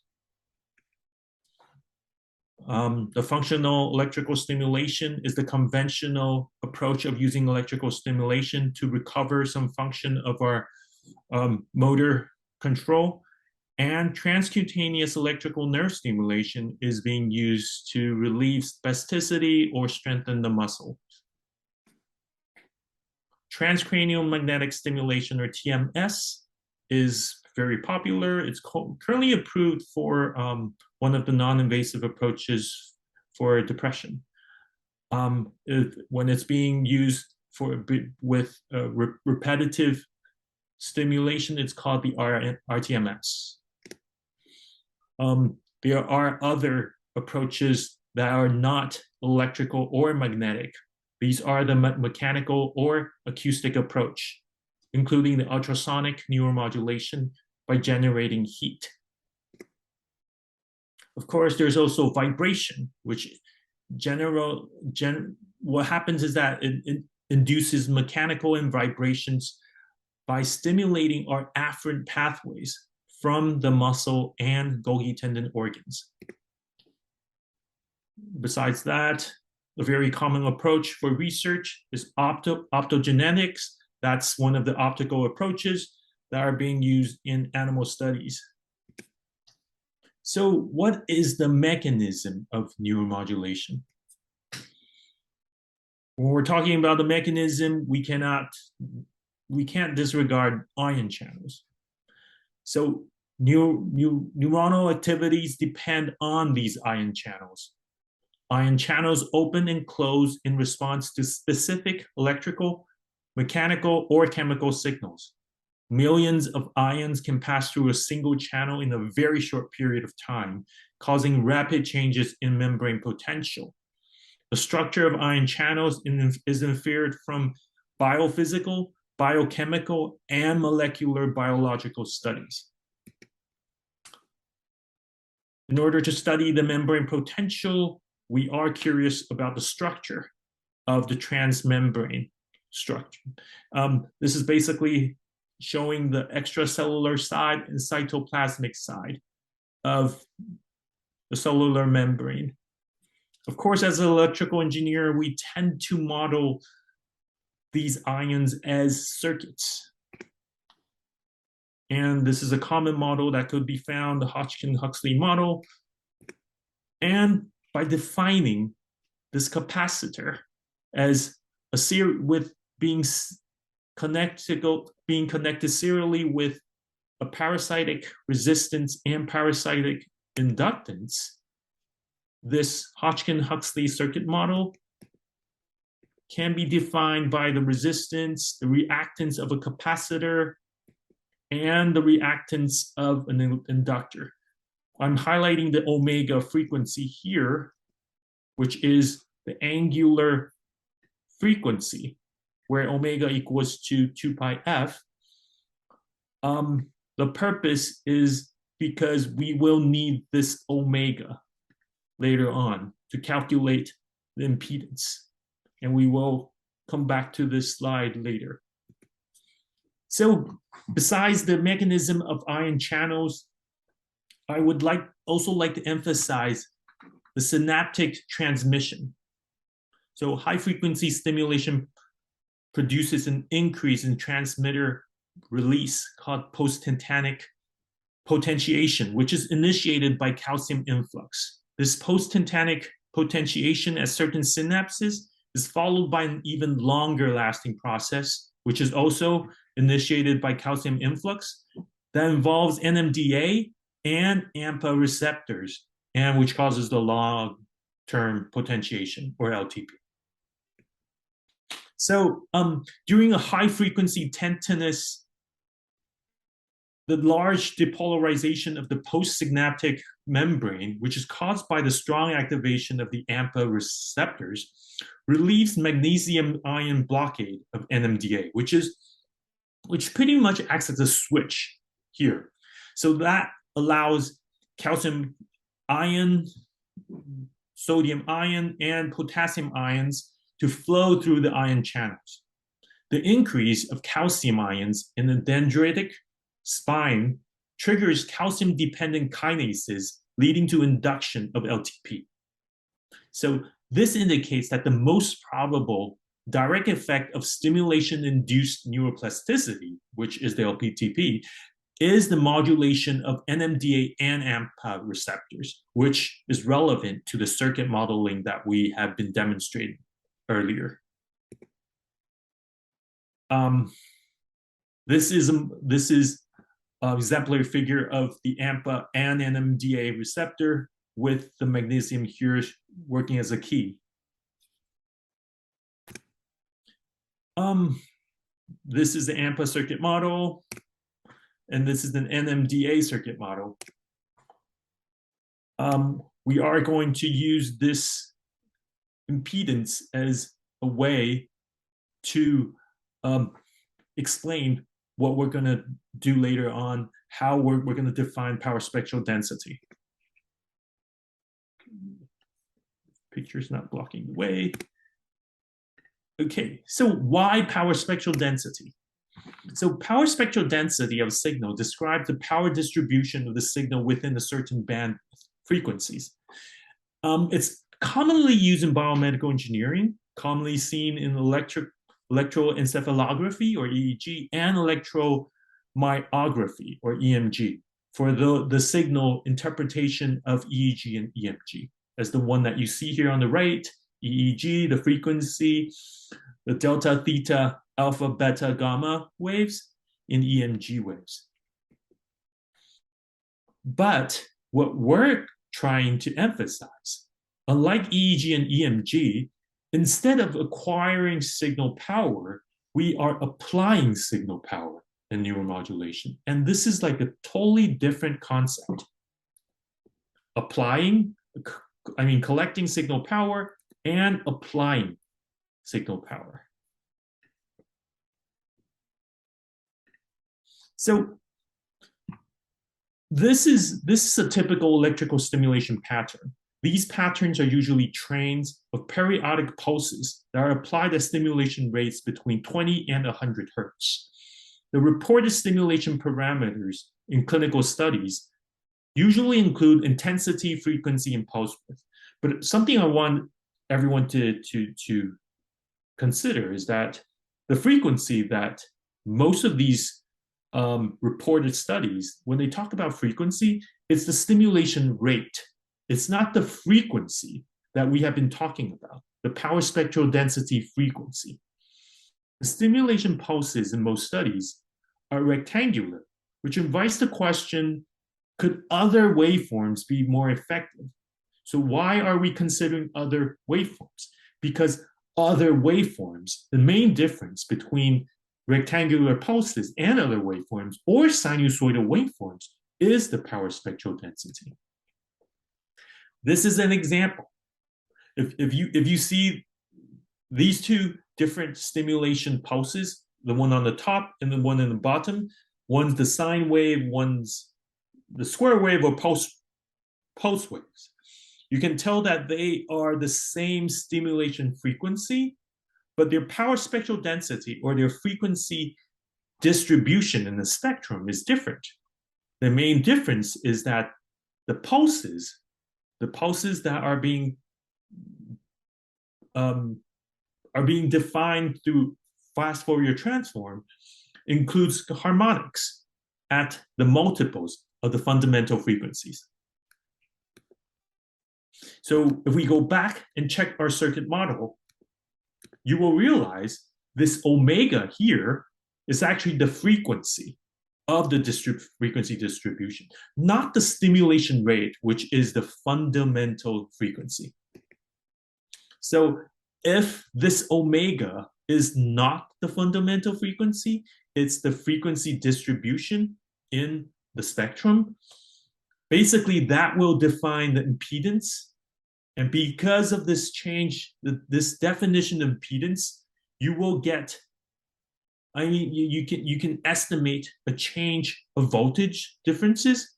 And because of this voltage gated ion channels, you will get a different influx based on this different waveforms that provide the stimulation.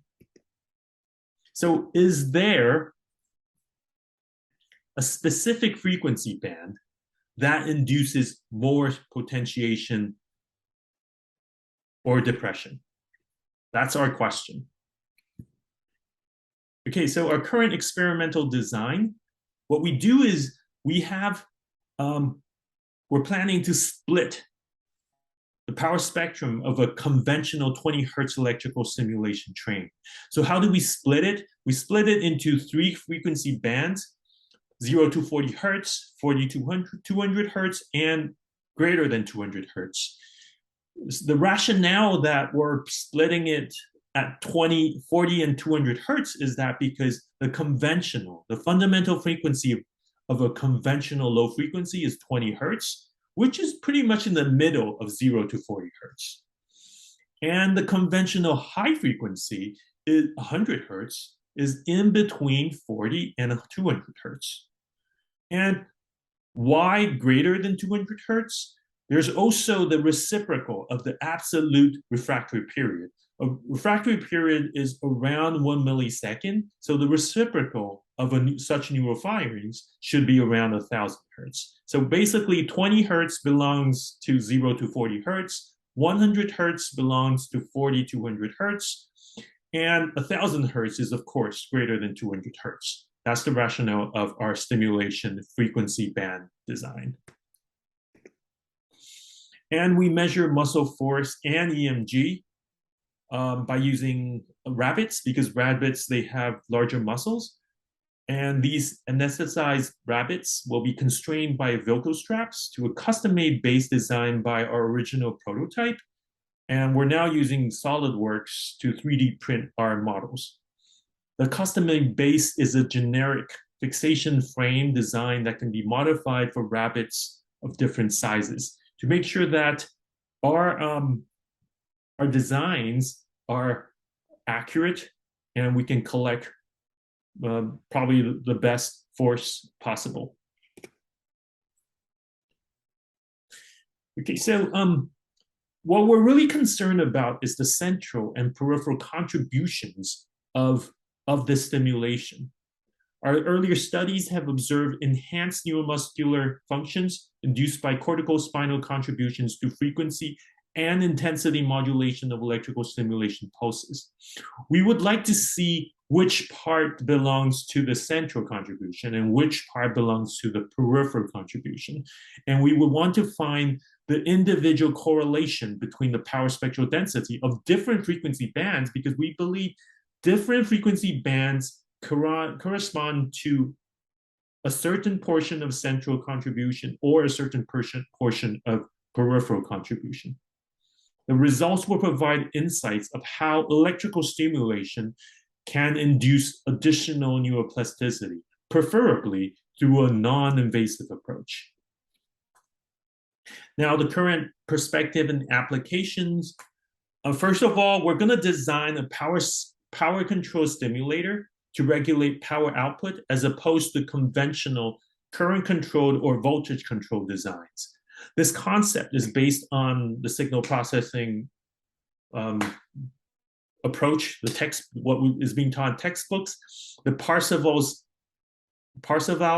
theorem, which tells us that total energy can be determined either from the time domain or frequency domain, basically integrating energy per unit time over all time, or integrating energy per unit frequency over all frequencies.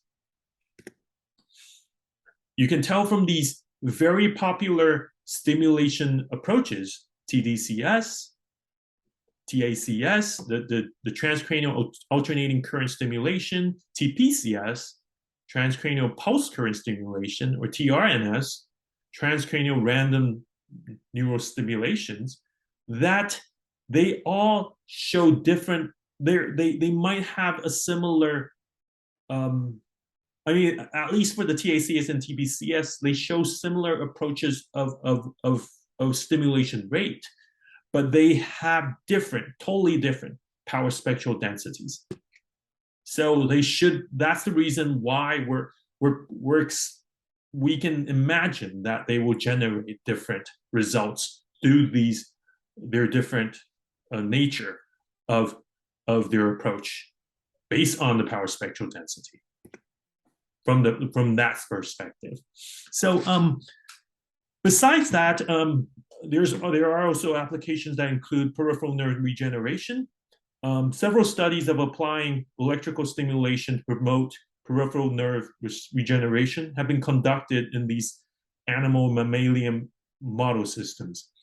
It has been indicated that electrical stimulation elevates neuronal cyclic adenosine monophosphate, and upregulates neurotrophic factor and neurotrophic factor receptor expression, not only in neurons, but also in squamous cells of injured peripheral nerves. And that's one of the approach that we're currently applying in our current NSF grant, which was awarded last year. And the existence of glutamatergic signaling and NMDA and AMPA ion channels in squamous cells suggests that power spectral density considerations are also important. So this is another very important application in the future if our analysis of power spectral density is successful. Because the drawback of electrical stimulation, especially for non-invasive electrical stimulation for motor control, is that large, fatigable motor units are preferentially recruited before small motor units are being recruited. This is based on the Hammond size principle. The normal physiological recruitment pattern from the brain is the pattern of the motor units is pretty much the opposite order, because you would prefer a less fatigable motor unit to be recruited first. So the orderly recruitment in vivo has been demonstrated with optogenetics, but optogenetics is still not really applicable in human studies. So we are seeking to use these non-invasive programmed electrical stimulation patterns with selected bandwidths and power spectral density to achieve similar results. I mean, if it can achieve at a certain level, that would be almost like ideal, since it's non-invasive. This is my acknowledgement. I would like to thank the IEEE EMBS Chapter Development Committee. I would like to thank my sponsor, National Science Foundation, friends and collaborators at Loyola University Chicago, National Yangming Chiao Tung University, and Spalding Neuromodulation Center, Harvard Medical School. Thank you for your attention, and thank you for having me.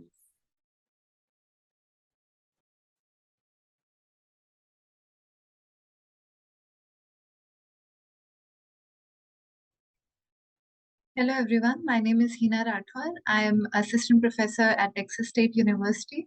My research interest includes developing cybersecurity-based solutions to cyber-physical systems, which include connected vehicles, IoT devices, and medical devices. First of all, I would like to thank IEEE EMBS chapter for giving me this opportunity to talk on a public webinar, which is hosted by them. So let me first share my screen and talk about what exactly I'll be presenting today. Since it's a 20-minute presentation, I'll be quick and I'll not be going into the mathematical derivations for different aspects because of the time limitations. However, I'll give a basic gist of the work that recently got accepted in IEEE WCNC. And before that, let me just give the introduction to the topic. I'll be talking about how I'm using cognitive AI to build safe and secure cyber-physical systems. Today, for the present use case, I'll be just talking about connected vehicles use case. But this application can be applicable for different kinds of other cyber-physical systems, which include medical devices, IoT devices. I'm presently IEEE senior member, and I'm also the chair for EMBS Lone Star section, which is R5 region. So let me first talk about what exactly the agenda for this talk is. Firstly, I'll be talking about what exactly is cognitive science, who are cognitive agents, what are the cognitive models and theories which are developed, how exactly humans perceive this human cognition principle in different aspects of learning. Then I'll be talking about the particular use case of how I have utilized cognition in making connected vehicles intelligence. Finally, I'll be giving the future remarks on this particular topic. So cognitive science is an interdisciplinary study which takes into consideration mind and intelligence, which can be looked at different perspectives, which include philosophy, psychology, artificial intelligence, neuroscience. Philosophy, for instance, is the study or creation of theories about basic things, which includes the nature of existence of knowledge, thought. Psychology includes is the study of behavior and the mental process, which involves thoughts, feelings, desires, and actions that we do. Neuroscience is related with the human mind, observing biological and chemical processes in the brain and the nervous system. And we know what exactly is artificial intelligence. Artificial intelligence is how we can make machines learn better, taking into consideration the same principles of humans in order to perform better learning with respect to the data, with respect to the learnings that we have developed to come up with the I would say next future generation systems. So humans in general are also cognitive agents. Cognitive science, we understood that it is just a philosophy, psychology, artificial intelligence, and neuroscience.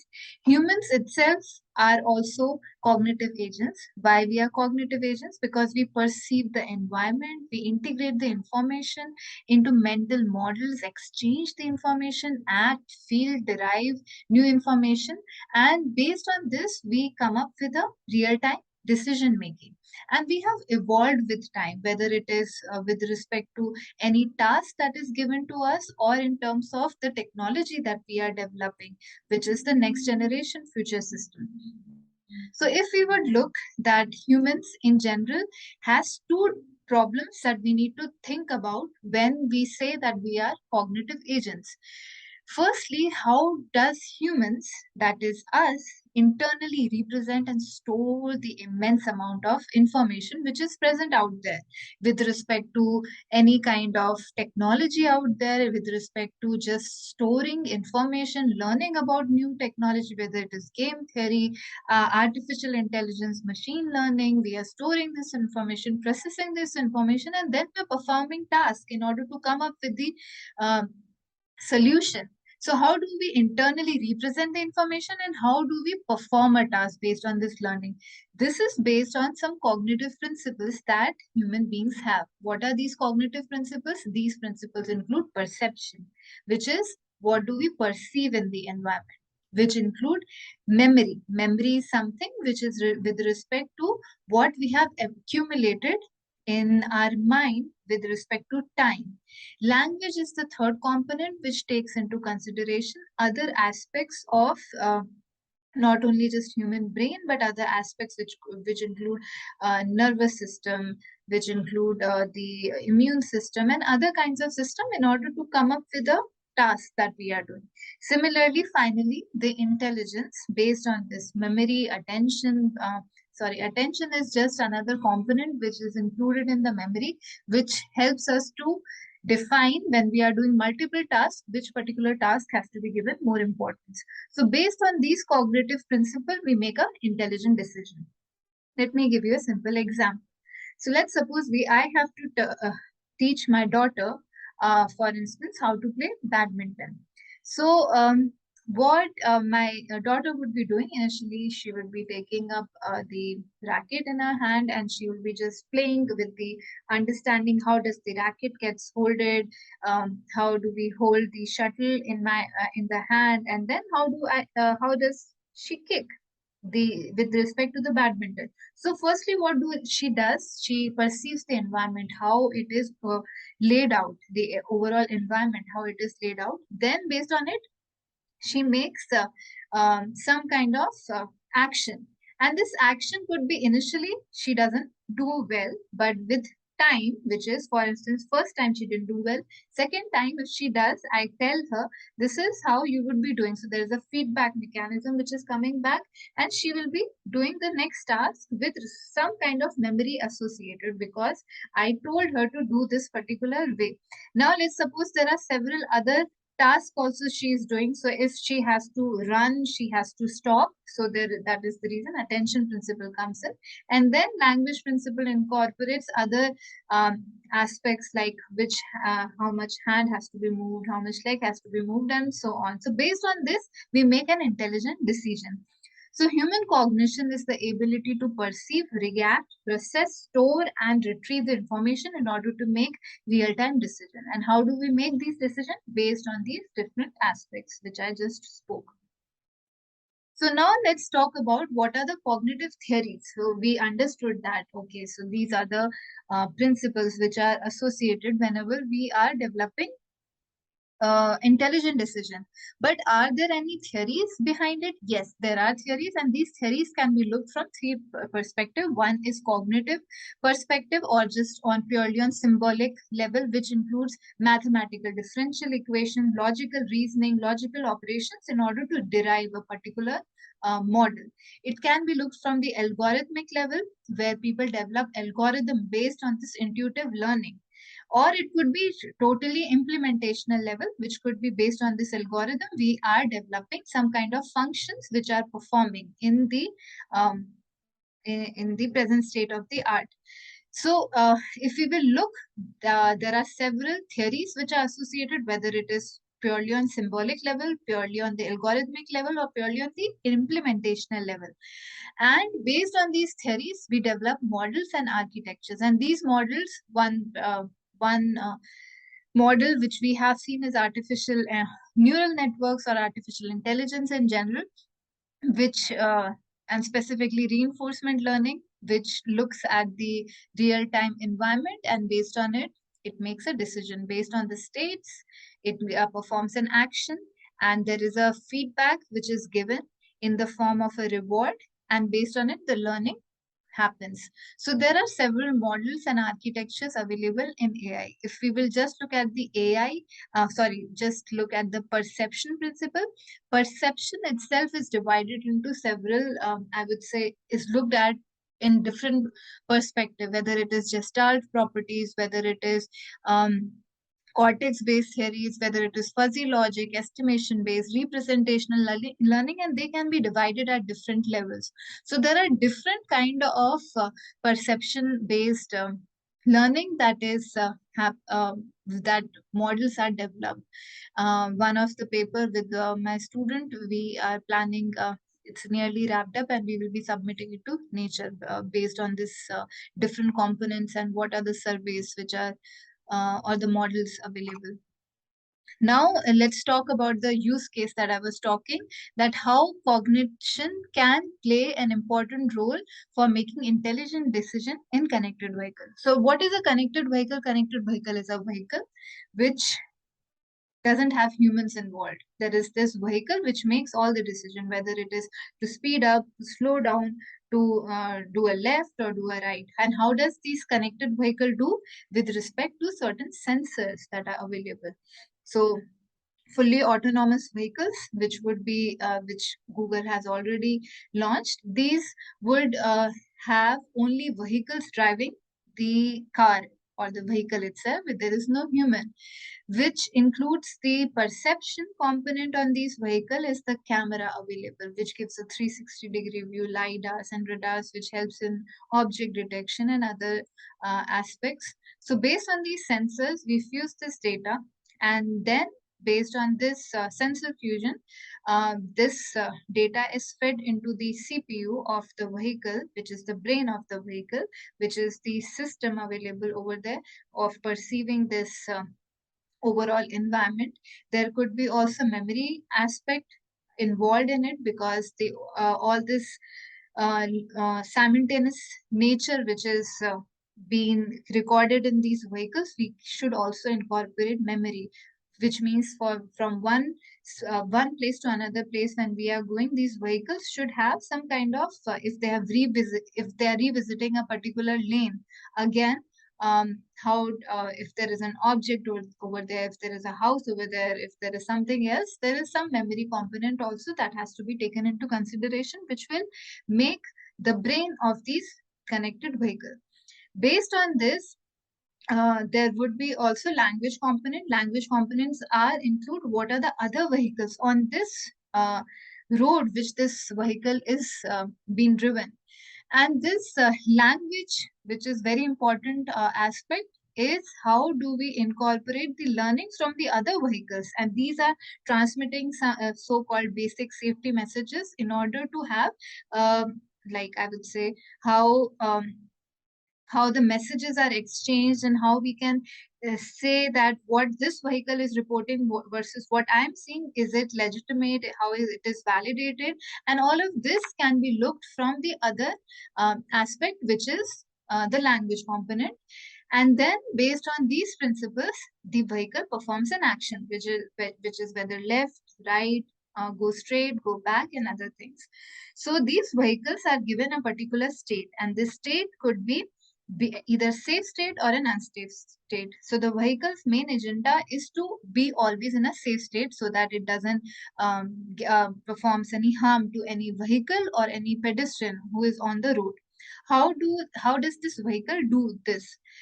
So every time this vehicle would be observing the state of the environment, and on it would be performing an action, and based on this action, a reward would be given, whether the vehicle was in a safe state or an unsafe state. And the learning is basically done on different components, which is memory, perception, language, intelligence.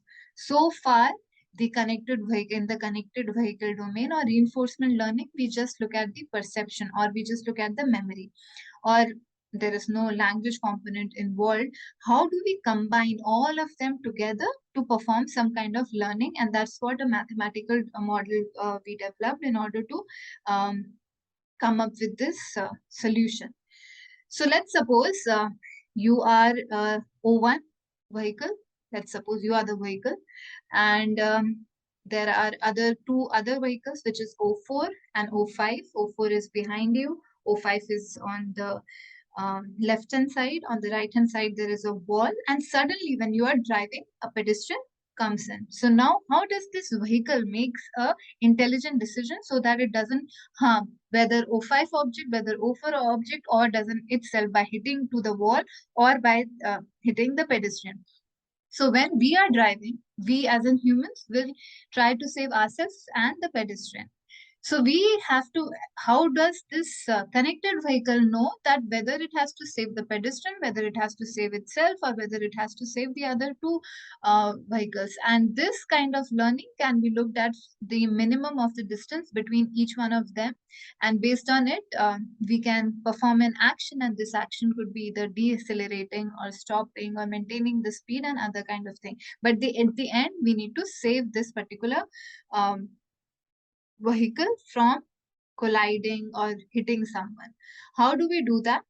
If we look at different cognitive principles, if we just look at perception, what happens when we just look at memory, what happens when we just look at other aspects, then what happens? Then based on it, we perform some kind of an action. So when this model was run on a grid world environment and different aspects were taken, T1, T2, T3, and T4 are 4 different strategies. T1 include just memory, T2 include perception and memory, T3 include perception, memory, and language, T4 include perception and language.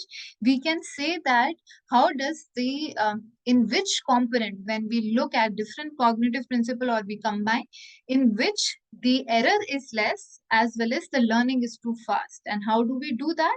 When I combine these cognitive principle, I looked at the TD error, which is the temporal difference error, based on the state which was given to this vehicle and the action it performed, the amount of error, which is the difference between the action that it has performed with respect to time, and it was seen that the reward prediction error for P4 was the lowest one, which was incorporating perception and language. So when perception, which is looking at the environment, as well as language, where are the objects? If we take these two components together, then we saw that the time epochs to reach to a particular less amount of, I would say, TD error was very less when we incorporate perception and language. When we incorporate perception, memory, and language, which is the 3 component, the time epochs to reach was little bit higher, but that doesn't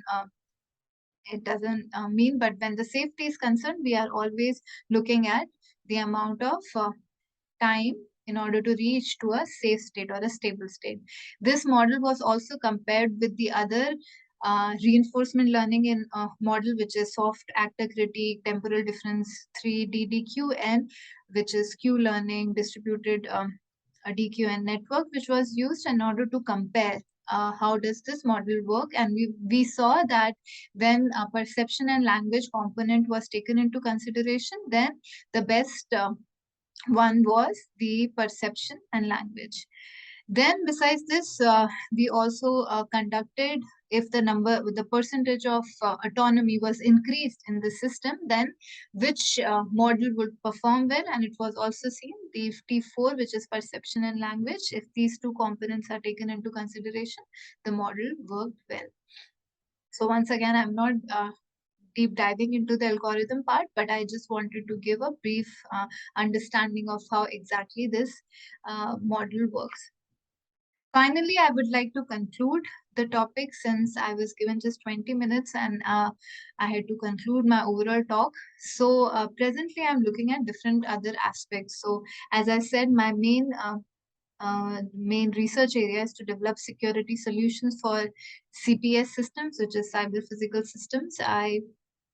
For present work for connected vehicle, I am working on how to differentiate faults versus anomalies in these connected vehicle when there is an actual sensor fault which has happened, or whether it is an malicious anomaly which got injected by an attacker. How do I differentiate between the two with respect to this cognitive principle?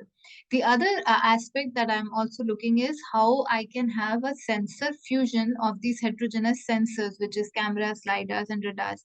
As I said, these vehicles transmit basic safety messages among each other, which is the self-reported data, but also looking at the peer-reported data in order to come up with respect to looking at if only one vehicle is malicious or is faulty, or looking at the other sensors itself as well. Because when we are looking at camera, lidars, and radars, we can also intuitively see the how this measurements that we are acquiring are making sense. Are they correlated to each other or not? So how do I combine that? Then basically, I'm also looking at how distributed learning based approaches would play an important role in this connected vehicle scenario, because so far only a centralized system, all the vehicles report to a centralized system, but as the number of connected vehicles are increasing, we require more of a distributed approach. How do we achieve that?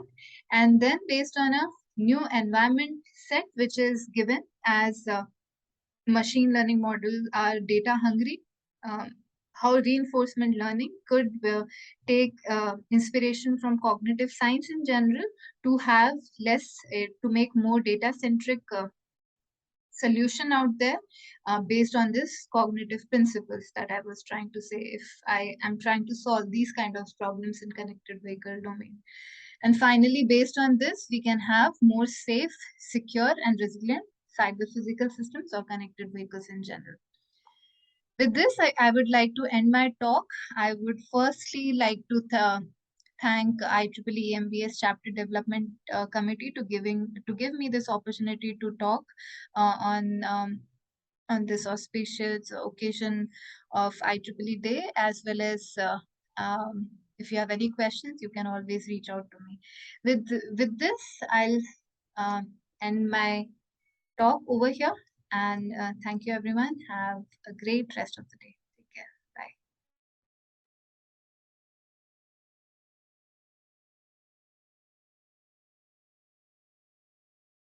Hello, thank you for being here today. My name is Jean-Marie Boutillier, and I am going to present some work that our group has done on bridging scales in multi-scale models of the nervous system.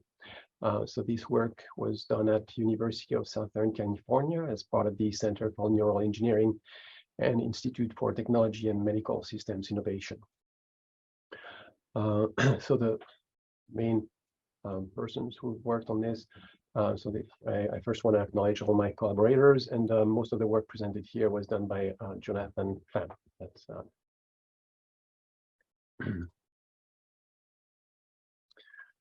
first, I would like to disclose that I have no potential conflict of interest to report. And then, so this presentation will consist in 4 parts. So the first part, I will state the problems, then I will present the methodology that we propose.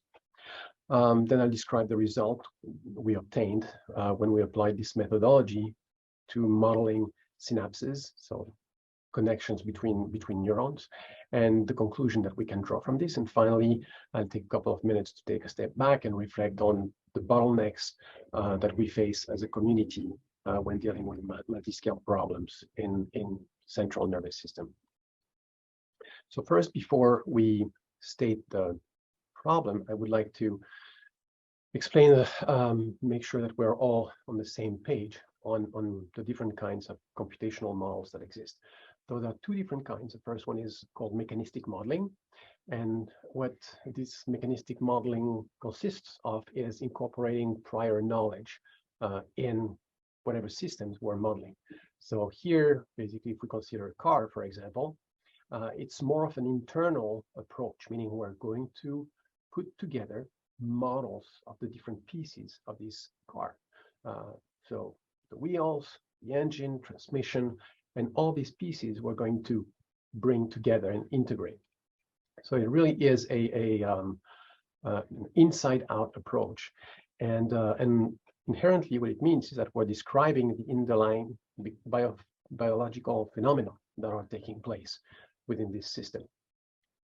And basically, the experimental verification highly depends on the testing protocols that we're using to make sure that the phenomena or the mechanisms modeled really corresponds to what is in the biology. Now, this type of modeling oftentimes could generate a potential bias, but in general, what it's oftentimes used because when we create something from the ground up, it also means we have a fairly comprehensive understanding of all its building parts. So it's really useful in understanding, in helping understanding the model. Now, what it does is it allows us to discover all underlying mechanisms, and it ends up becoming a search for optimal parameters within this model. Now, if we, on the other hand, start looking at input-output modeling, this is more of a data-driven approach, and basically it relies on data.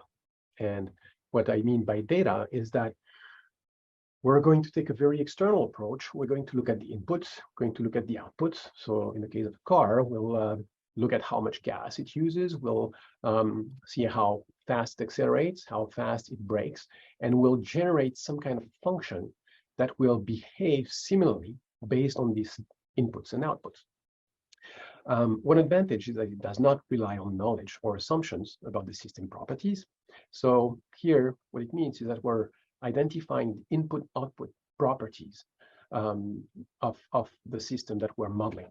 And it really ends up being a search for an optimal function that does this mapping between inputs and outputs. So this being said, now, in the case of the nervous system, one way by which we can develop a stronger understanding of the brain is using computational models. So one could develop a model of a healthy brain and a model of a not so healthy brain. And one could look at ways within this model by which we could reestablish normal function. Now, the problem comes from the fact that the brain is composed of many nested scales, right? You have one individual that is composed of subsystems, which are composed of circuits, composed of cells, which each cell is composed of different cellular mechanisms. And what is known is that within all of these scales, each one of them contains a large number of mechanisms.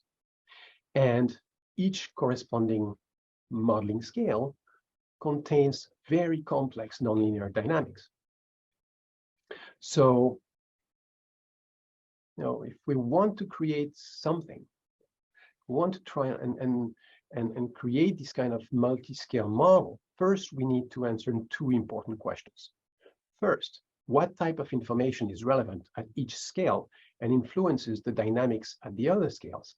And two, how can we preserve this relevant information across the scales? So guided by these two important questions, we propose to develop a scale bridging methodology that aims at facilitating the development of realistic and granular multi-scale models, which would ultimately allow us to bridge from molecular mechanisms all the way to circuit levels. So now that I've stated the problem, let's look at the methodology that we're proposing. So here we propose to use a hybrid approach that combines both mechanistic and input-output methodologies. Now, the approach uses three sequential steps. First, we're proposing to use mechanistic models.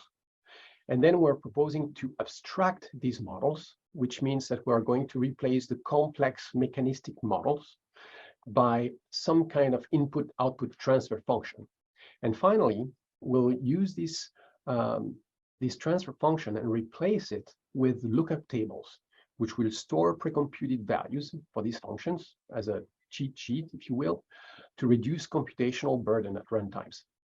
So we propose to implement this and evaluate the approach on glutamatergic synapses. So those are excitatory synapses in the brain. And we choose those synapses for several reasons. First of all, they are highly localized. Second of all, the elements that participate in the conductance changes in these synapses are well understood, right? So we already have the mechanistic models for these synapses.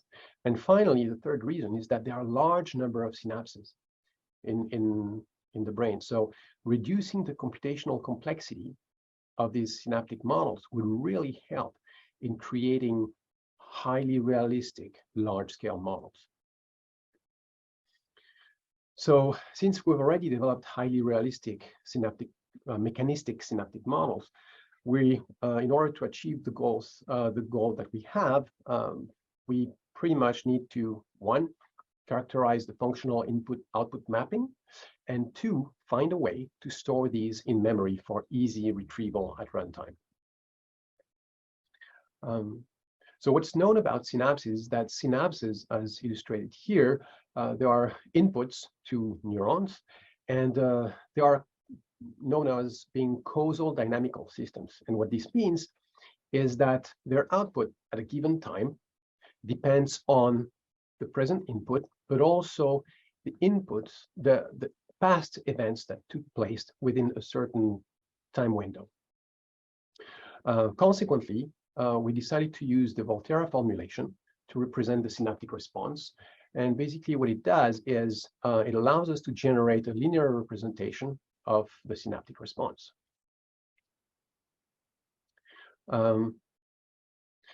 But so now that you've seen what the linear representation looks like, the weights within this linear representation need to be estimated.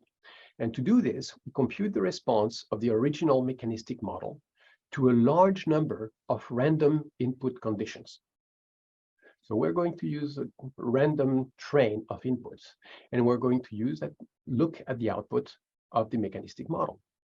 Once we have all this information, we can then use it to estimate the weights by minimizing the error between the original response and the Volterra representation. So again, this is done by superimposing first and up to fourth order, meaning we're going to take up to 4 pulses into consideration. And we are going to look at how these respond over time. Now, once this is done, we can then characterize the changes in amplitude and the changes in the waveform. And we propose to then place the amplitudes and waveforms in lookup tables, which will be ready at runtime.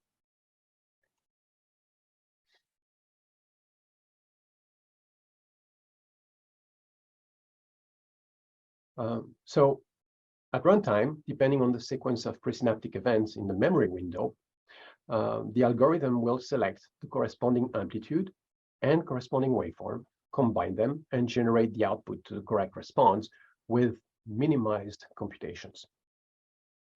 So now that we've explained the methodology, let's move on to look at the results. So what do we obtain?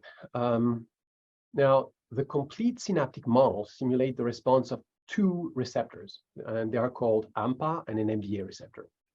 Now, to evaluate how our models behave, we propose to compare the output to the original mechanistic model in response to a certain train of presynaptic pulses. So what you see here is the response obtained with 3 different kinds of NMDA receptor models to a random train of presynaptic pulses, given at a mean frequency of 10 Hz. The blue trace is the response of the original mechanistic complex model. The green trace is the response of our lookup table model.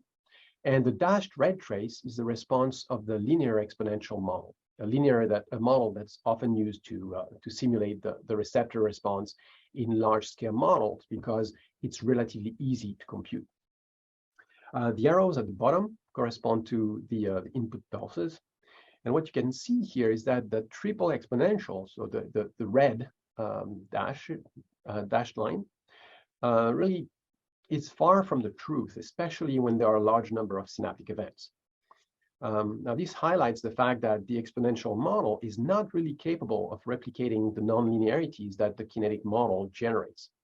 On the other hand, the lookup table model that we generated appears to hold its ground and being capable of faithfully replicating the complex dynamics, even in times when there are a lot of nonlinearities, which would be in the where there are a lot of presynaptic pulses here. So now let's try and quantify the errors. So what we did here is we compared the response and here really quantified the error between the original model and the linear response, meaning exponential models for both AMPA, double exponential, and an NMDA receptor, triple exponential, and our lookup table synaptic models. And what we realized was that indeed our model was using our model really resulted in much smaller error. And this is especially true when the input frequency of the pulses is higher, meaning when there are more pulses at the input of synapse. So now that we know that this is working, at least at the synaptic level, let's look at the neuron level. So again, there are a lot of synapses in neurons. So here what we do is we instantiate a large number of synapses and we send asynchronous inputs to all these synapses, and we look at the response of the neuron, which integrates all of these inputs. We do this for the original complex mechanistic model. We do this also for our lookup table model and for the linear double exponential model.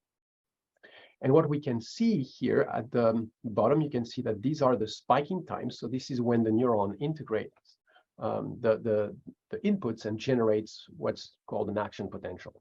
So the blue one is the realistic model. It's the ground truth.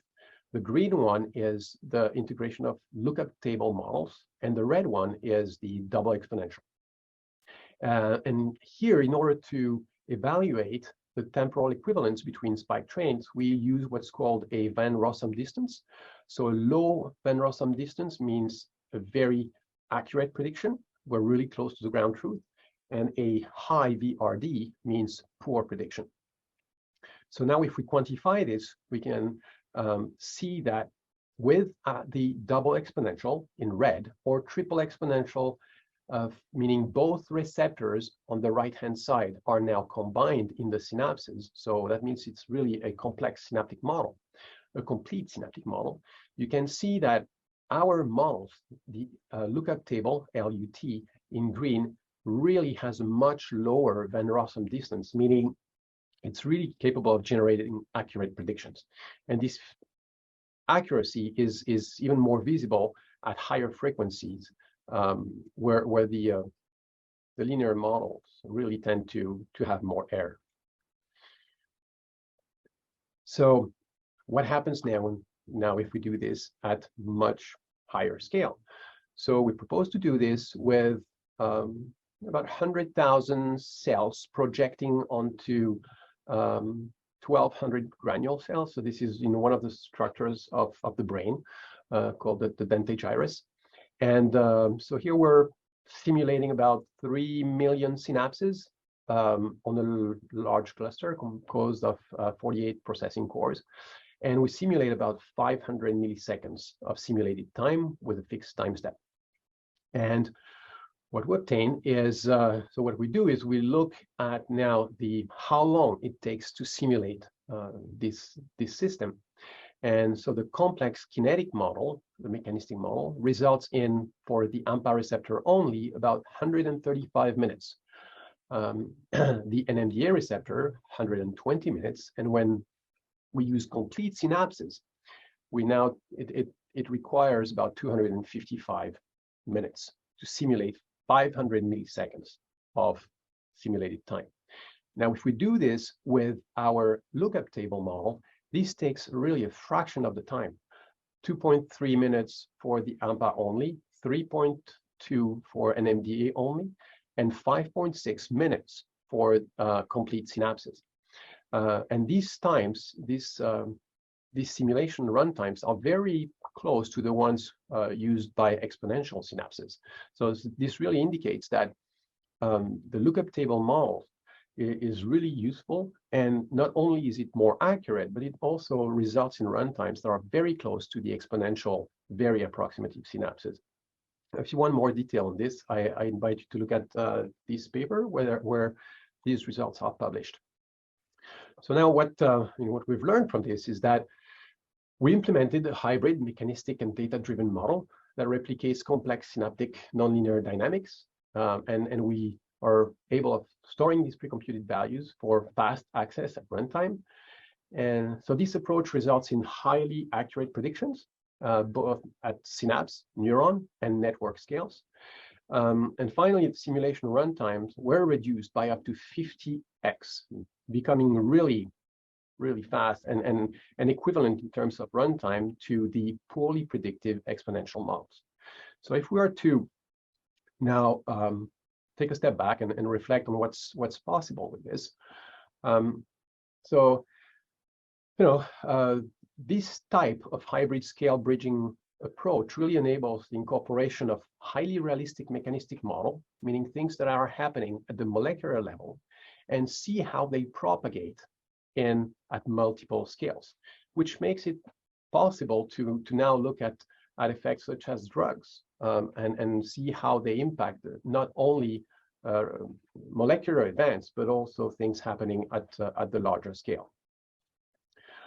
It also, generalization of this methodology would really enable true realistic multi-scale models of the nervous system in both health and disease. Now, this is not done yet, so there's still a lot of complexity that we need to face in both the spatial and temporal scale, because a lot of pathologies, for example, develop at a time scale of days, months, years, and this needs to be integrated.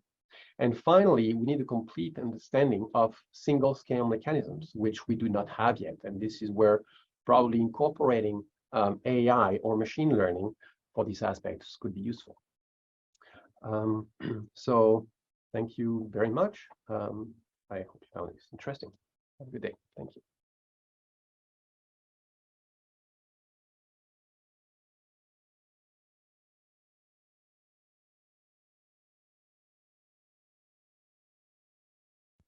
Hello, my name is Hu Huang. I'm from IEEE EMBS Region 4.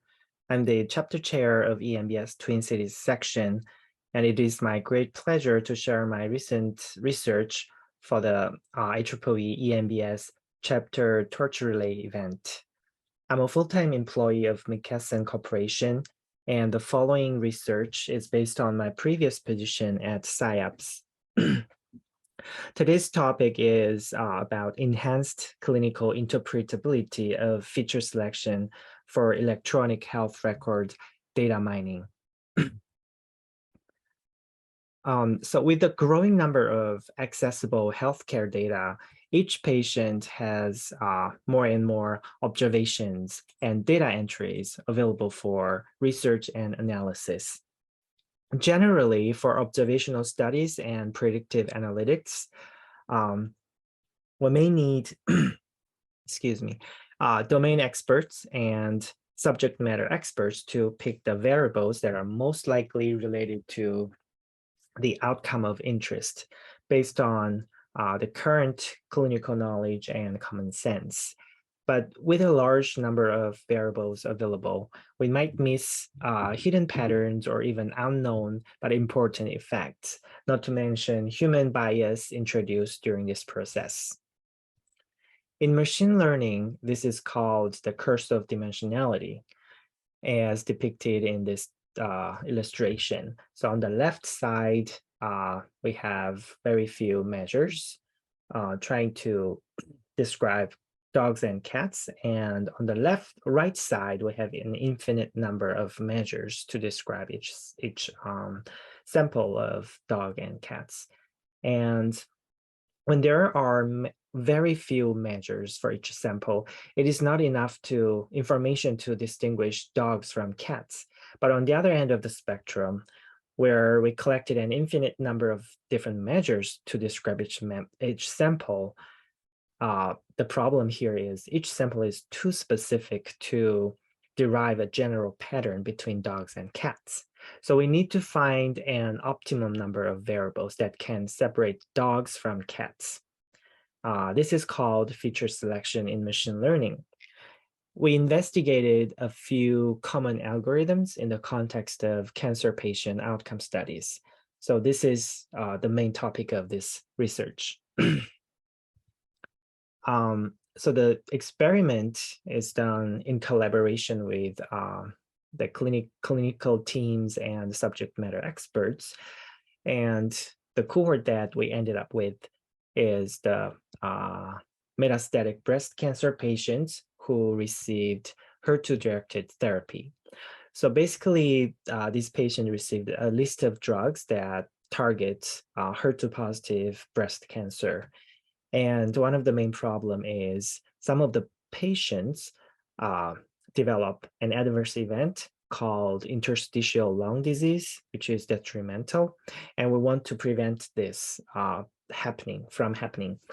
And one of the interest from the research community is whether we can predict a patient will develop this ILD after receiving the HER2-directed treatments. And one of the challenges is there are too many variables available, and a lot of times we don't know which ones to look at it. So the main goal of this research is to find out whether we can identify a minimum set of most relevant variables, either using ranking or selection-based algorithm to find out to predict the ILD outcome. And there are a lot of clinical questions related to this research, including how do we define the HER2-directed therapy list?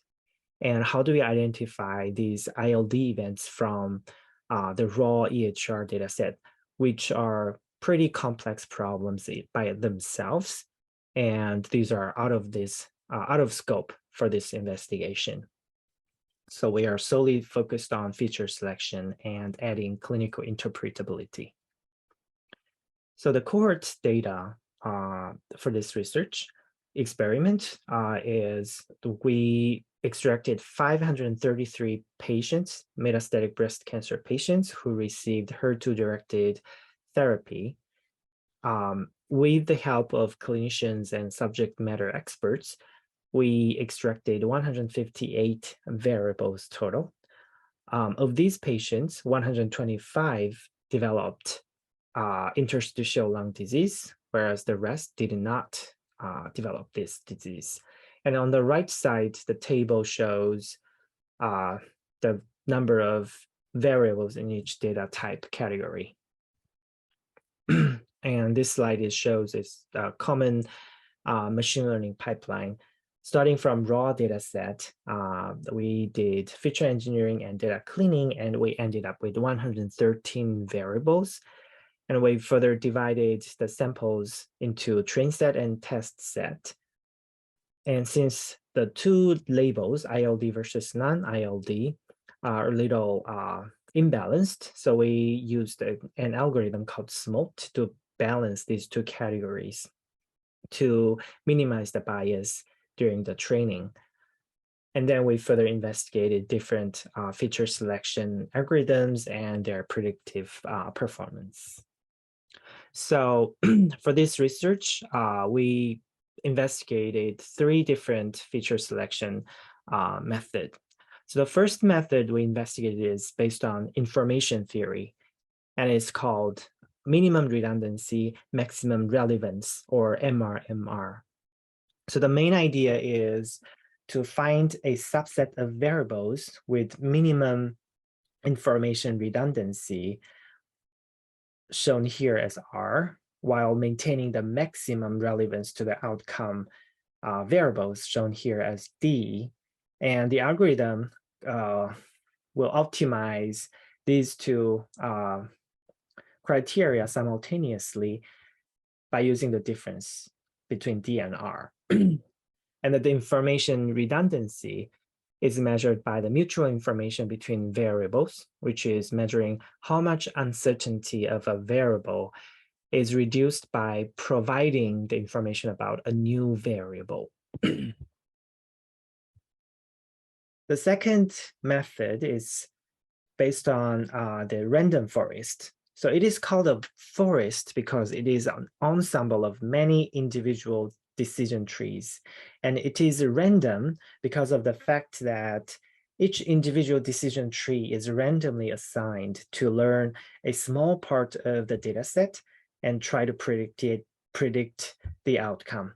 Individually, these trees are very weak learners. Some of them are pretty terrible, but collectively with some mechanisms such as majority voting or weighted majority voting, the ensemble of the trees becomes a strong learner.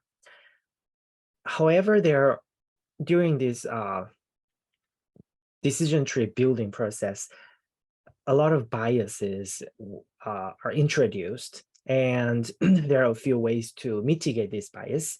And here, bias-corrected random forest uses 2 different mechanisms. One is impurity-based, the other is permutation-based to measure the biases in each step and trying to minimize that bias.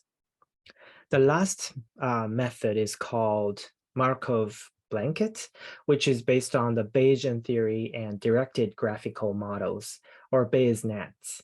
A Markov blanket of a variable of interest is a list of node variables that are directly connected to the variable of interest. So here, xi is the variable of interest, and the blanket is shown as the gray circle. So these include the parents node here, the parents nodes, co-parent nodes, and children nodes. A nice property of the Markov blanket is if we have the information about the Markov blanket, then we can determine the information about the variable interest. In our case, this is the ILD outcome, and all the rest of the variables are irrelevant. So we only need this gray circle of variables, and the outside are really irrelevant to the xi here. So this is called conditional independence. Our goal is to find this Markov blanket of the outcome variable through iterative learning. And there are several different algorithms to find the optimum Markov blanket. So the next few slides shows the top 20 features selected by these three methods. And so here is from MR. And as you can see, the top three showed as very distinctive features. The first one is about the pack of cigarettes that a patient smoked over the years. And the second is whether the patient had pleural effusion in the past. So the next two shows the random forest-based features, and one is impurity corrected and permutation-based importance score. And as you can see, these two lists from random forest, they are pretty similar, just with different order. So they have the two lists have different importance scores for each features, but the top 20 are pretty similar if you look closely. And the third one, based on Markov blanket, also has very similar list of top 20 features. So each of these methods examines the data from a different perspective and measures the variable importance through different metrics. So it is expected that the ranking order is different by different methods. So by looking at the top 20 variables ranked by each method, we found there are many overlapping variables. But as I mentioned before, the rankings are different based on the method you use. And we further evaluated the predictive power by using a support vector machine and 10 different prediction metrics, including sensitivity, specificity, and F measures. And compared with the original data set, which is shown in blue here, the selected subsets showed better predictive ability in general, and especially the results of red bar and the green bar are consistently better across the board. So the reduced feature subset has much better predictive power than the original data, which used all the available variables. So the next question we wanted to answer was what these feature subsets from different methods have in common, and why do certain features get selected all the time, whereas some of them seemingly are selected at random. So for this question, we investigated cluster-based approach.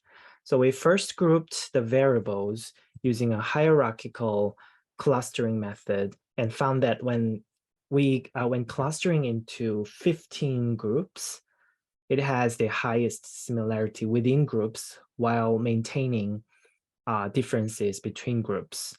So here on the left side, this is the hierarchical clustering results, and their different color represents different groups.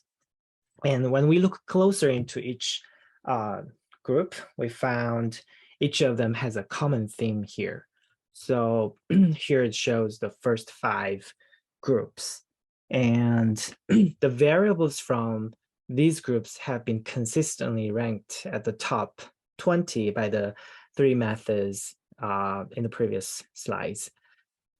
And by looking at the common themes, it might make sense why they got selected as important variables. For example, let's see group 10. So the top 4 of group 10 are all smoking related.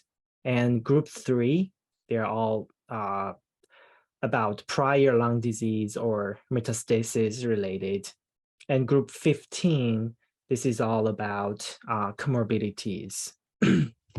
And similarly, the next 5 groups, if you look closely, they all share a common theme, such as group 5, they are all related to radiation.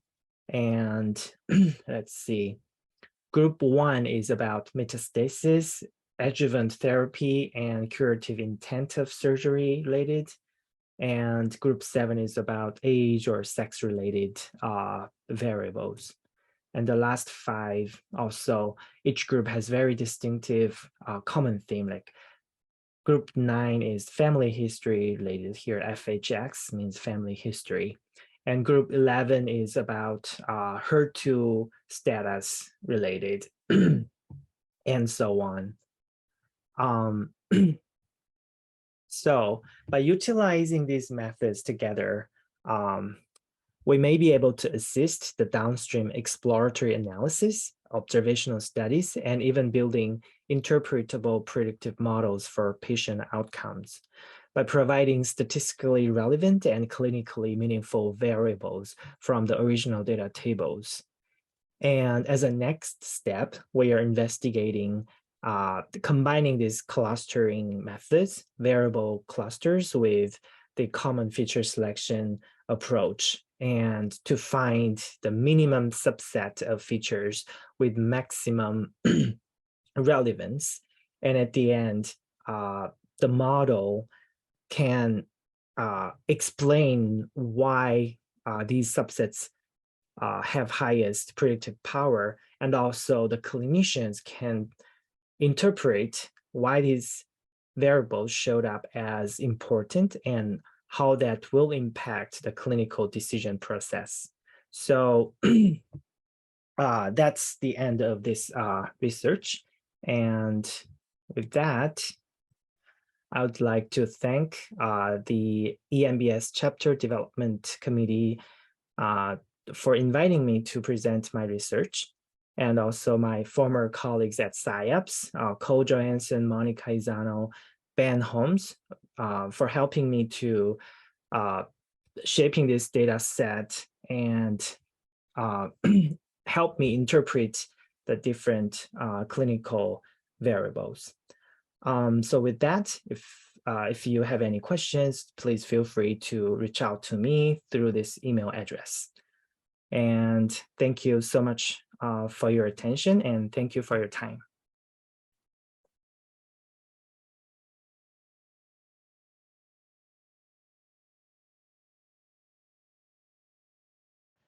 Good day, everyone. I'm Asim Singh. I'm the chair of the EMBS Boston chapter. I have been in the medical device industry for a little over 13 years now, and excited to have this opportunity here to talk to the audience about cybersecurity for medical devices. Now we know that there's like new technologies being applied for all different types of medical devices currently, like from implantable devices to wearable to devices and applications used at home, and of course like in healthcare settings. And most of these devices are actually containing software, and in some shape or form are also connected to the internet, hospital networks.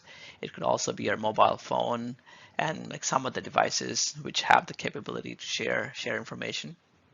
So because of some of these reasons, it becomes fairly important to ensure that the medical devices are cyber secure.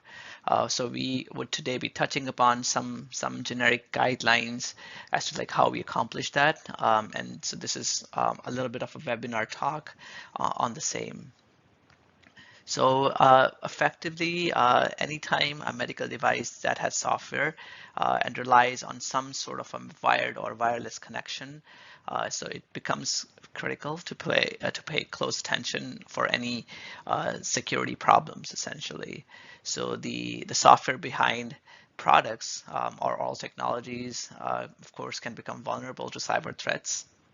And I live in the US, so the FDA definitely regulates the medical devices and works aggressively to reduce cybersecurity risks. And so there's also guidance to help manufacturers and the design firms or companies to maintain products that are cyber secure.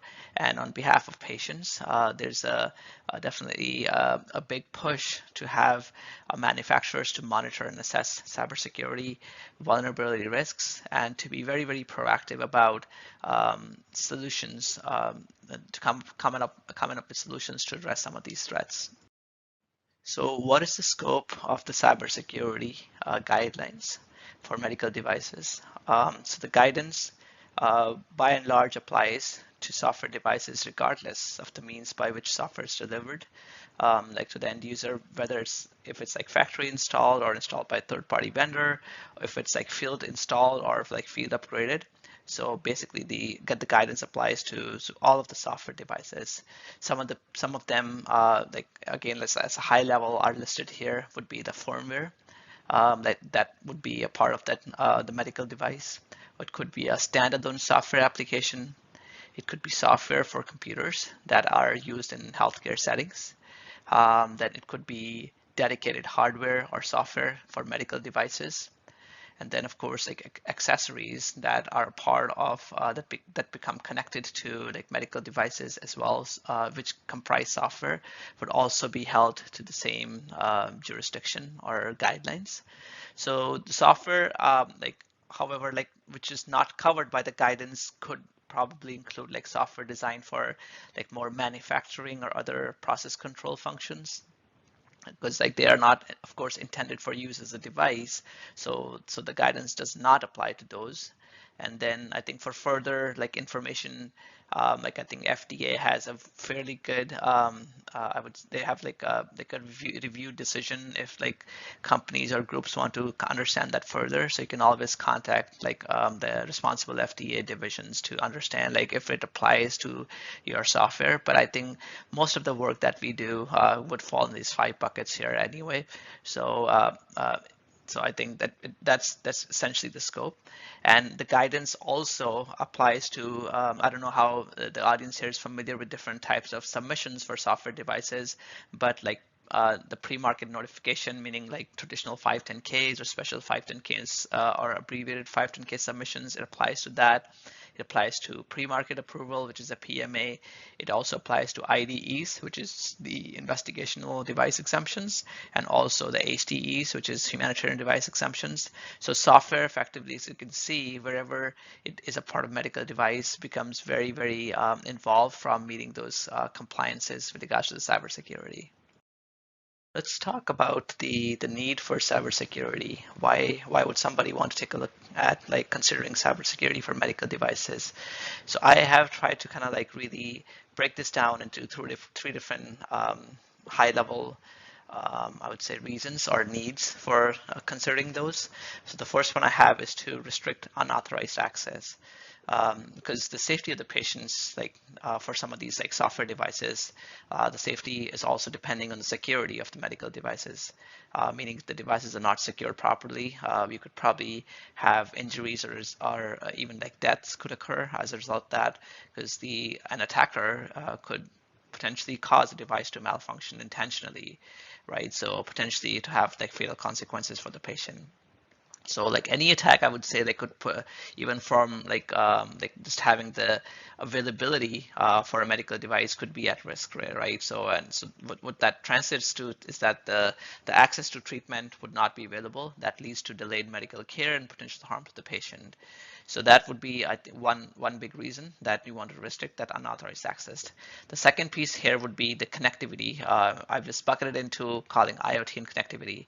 So today, as you guys or everybody knows, is that like medical devices are so connected throughout, right, through hospital networks, like other IoT devices, cellular connectivity, and a lot of other different pieces to that. But what that has done, it has of course like brought in new opportunities in the industry, in the medical device industry to be precise. But then it has also created challenges, right, for the data privacy. So because like these devices are storing and transmitting very sensitive medical information, and it becomes very imperative that the companies should protect it at all costs. So anybody who's like kind of looking into medical devices or medical devices having some software, that is one other piece to consider, that this is cybersecurity would be something you will absolutely need to be considering. And of course, the last piece is just like compliance, right? You need to be compliant to the regulations for cybersecurity to be able to sell your medical devices. And it's like all major markets, like such as like I would say United States, the European Union, Australia, United Kingdom, like China, like India, the companies must really be complying with regulations for meeting the cybersecurity standards. So that is one other key need to be addressing the cybersecurity for any medical devices. Okay, so let's get a little bit more technical into the actual like cybersecurity procedures and like guidelines here. So and before we get into a little bit more technical details around like what that really entails, so I provided this like broad understanding of like how do you really bucket your like medical devices and softwares for meeting the cybersecurity compliance. So they could really be broken down to 4 different categories as stated here. So the first one here, if your product has the ability to store data, that would fall into category 1. And if it's transmitting data or connecting to a network, that's category 2 and 3 respectively. And then if your product has the ability to process personal data, that's category 4. Now, depending on what category your device really falls into, so that would really dictate the requirements as stated here, the product security and privacy baseline requirements.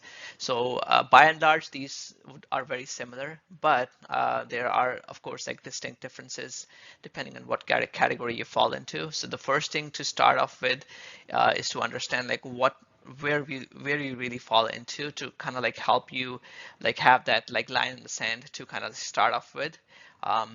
And then, as I said, like we'll go a little bit more details on different aspects of what that really entails. But I don't like, just with the time we have here for this the presentation, I would not be providing a lot of differences into like these different categories to how like requirements vary. But as I think it's just for the audience to understand that depending on like what your devices really do, that your requirements could be a little different. Let's get into a little bit more details on the actual key submission deliverables, which is the meat of the presentation. So I have 4 items here, which I'll go step by step into like what project teams really need to do as part of their evaluation for the compliance to the cybersecurity assessments. So the first one here is the product security risk assessment. That entails a lot of work around first formulating some sort of a risk assessment plan. And then you follow up with that with actually doing risk analysis on some of the security pieces, which entail or could entail like identification of assets for your system, creation of like flow diagrams or identify components related to the security, and you also identify threats, vulnerabilities, and any sorts of hazardous situations, harms, hazards that those could be created as part of your security breakdown, and also like risk estimation. So that would be something I would say would be key factors for the risk assessment. Maybe one of the things also is to determine some sort of an acceptability for the risks according to the level of risks. So the risks that would be like acceptable, like you have to still provide measures to mitigate the risks. And for the risks that are unacceptable, then of course, like you have to have control procedures to implement those measures to mitigate the risks so that they become acceptable. The next point I have over there is with regards to the privacy impact assessment. That really entails the overall life cycle of the product, that you need to be assessing the impact on the privacy. And some of the following conditions may apply for that with regards to how you're processing personal data, how you're developing new products or services that are processing that personal data, or you're using existing personal data in its possession. And the next thing here is vulnerability assessment. So that really talks about more of the technical product security testing, which is typically what people tend to think of when you're talking about more of cybersecurity control measures.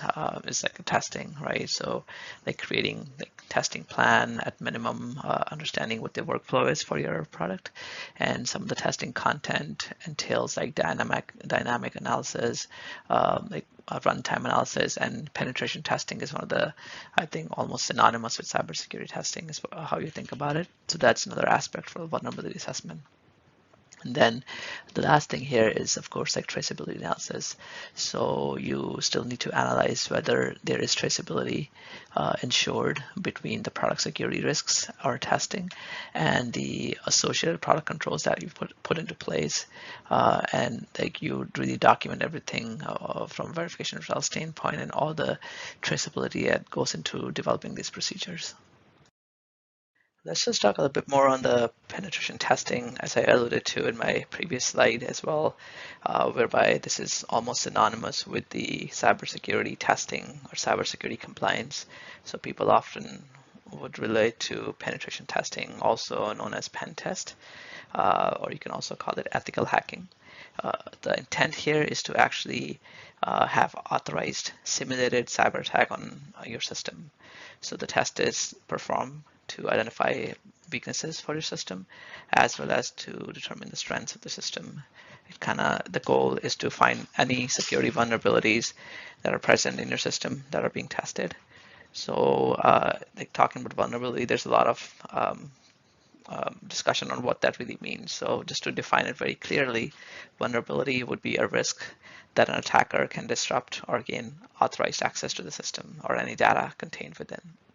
Here, now with regards to the penetration testing, there's these different items stated here to meet or undergo the penetration testing life cycle. So the first step here would be planning preparation to really determine how are you going to approach that testing. Do you want an external test, which is simulating an attack from an outside individual or organization, or is it an internal test which simulates an attack from an insider? And would you prefer your security team to know that pen test is to be performed? How much information do you want to share with other pen testers? So a lot of that planning preparation needs to be done upfront. The next thing you also want to understand is the reconnaissance and the discovery phase, whereby teams perform different types of reconnaissance on their target. So from technical side of things, that could be information on the IP addresses to determine information about firewalls, other connections. That is really in gist is what that entails. Now, penetration attempt and exploitation as very clear and descriptive is where the pen testers can now begin to look into these newly discovered entry points to testing for these weaknesses that have been previously discovered. And the testers will attempt to enter the target through these identified weak entry points, and then gaining access and maintaining access. And privilege escalation is the next thing that penetration testers will probably be doing. And then analysis of the results and validation reporting is something that has to be carefully tracked over anything and everything that has been done as part of the discovery and exploitation process to create a report for all these details. And then the next is it's a cleanup and remediation after you've done some of these penetration efforts and look for vulnerabilities. Just need to kind of make sure that you don't leave footprints. So just go back and clean that out, and that really is basically the overall, I would say, life cycle for your penetration testing. On this slide, I have some links for some reading material that you guys can check out. These are the just standards effectively from meeting the compliance on some of the cybersecurity related requirements. And as you can see, like IEC standards or UL, AMI, you can just do a quick Google search to understand what those really entail. So I think if they would serve as some really useful pieces of information if anybody's taking a closer look at meeting some of the requirements / testing or whatever it is from meeting their cybersecurity compliance to their medical devices and medical products or software. And that's all I had for today with regards to the cybersecurity procedures for anybody looking into like making medical devices, which as of today have been very ubiquitous in terms of IoT space that they are getting deployed in. Everything is connected as the graphic over there shows. So it's very critical that everybody understands what cybersecurity is, and like always go back to your needs. Like why do you need cybersecurity? And more often than not, that answer would come out to be, especially for the newer generation of engineers who work in so much of a connected world, it always answer comes out to be yes, you actually need cybersecurity. So always go back to that. So thanks everyone for listening today, and this is me signing off, and that's me on the bottom right side. I work as a principal systems engineer at a medical device company called Olympus Surgical Technologies out of Boston, Massachusetts. So if anybody has any follow-up questions, queries, please send me a message at my email address stated over there. Until then, it's nice being able to present to you the new intricacies of navigating through the cybersecurity requirements, and hopefully this was useful to the audience. Thank you again.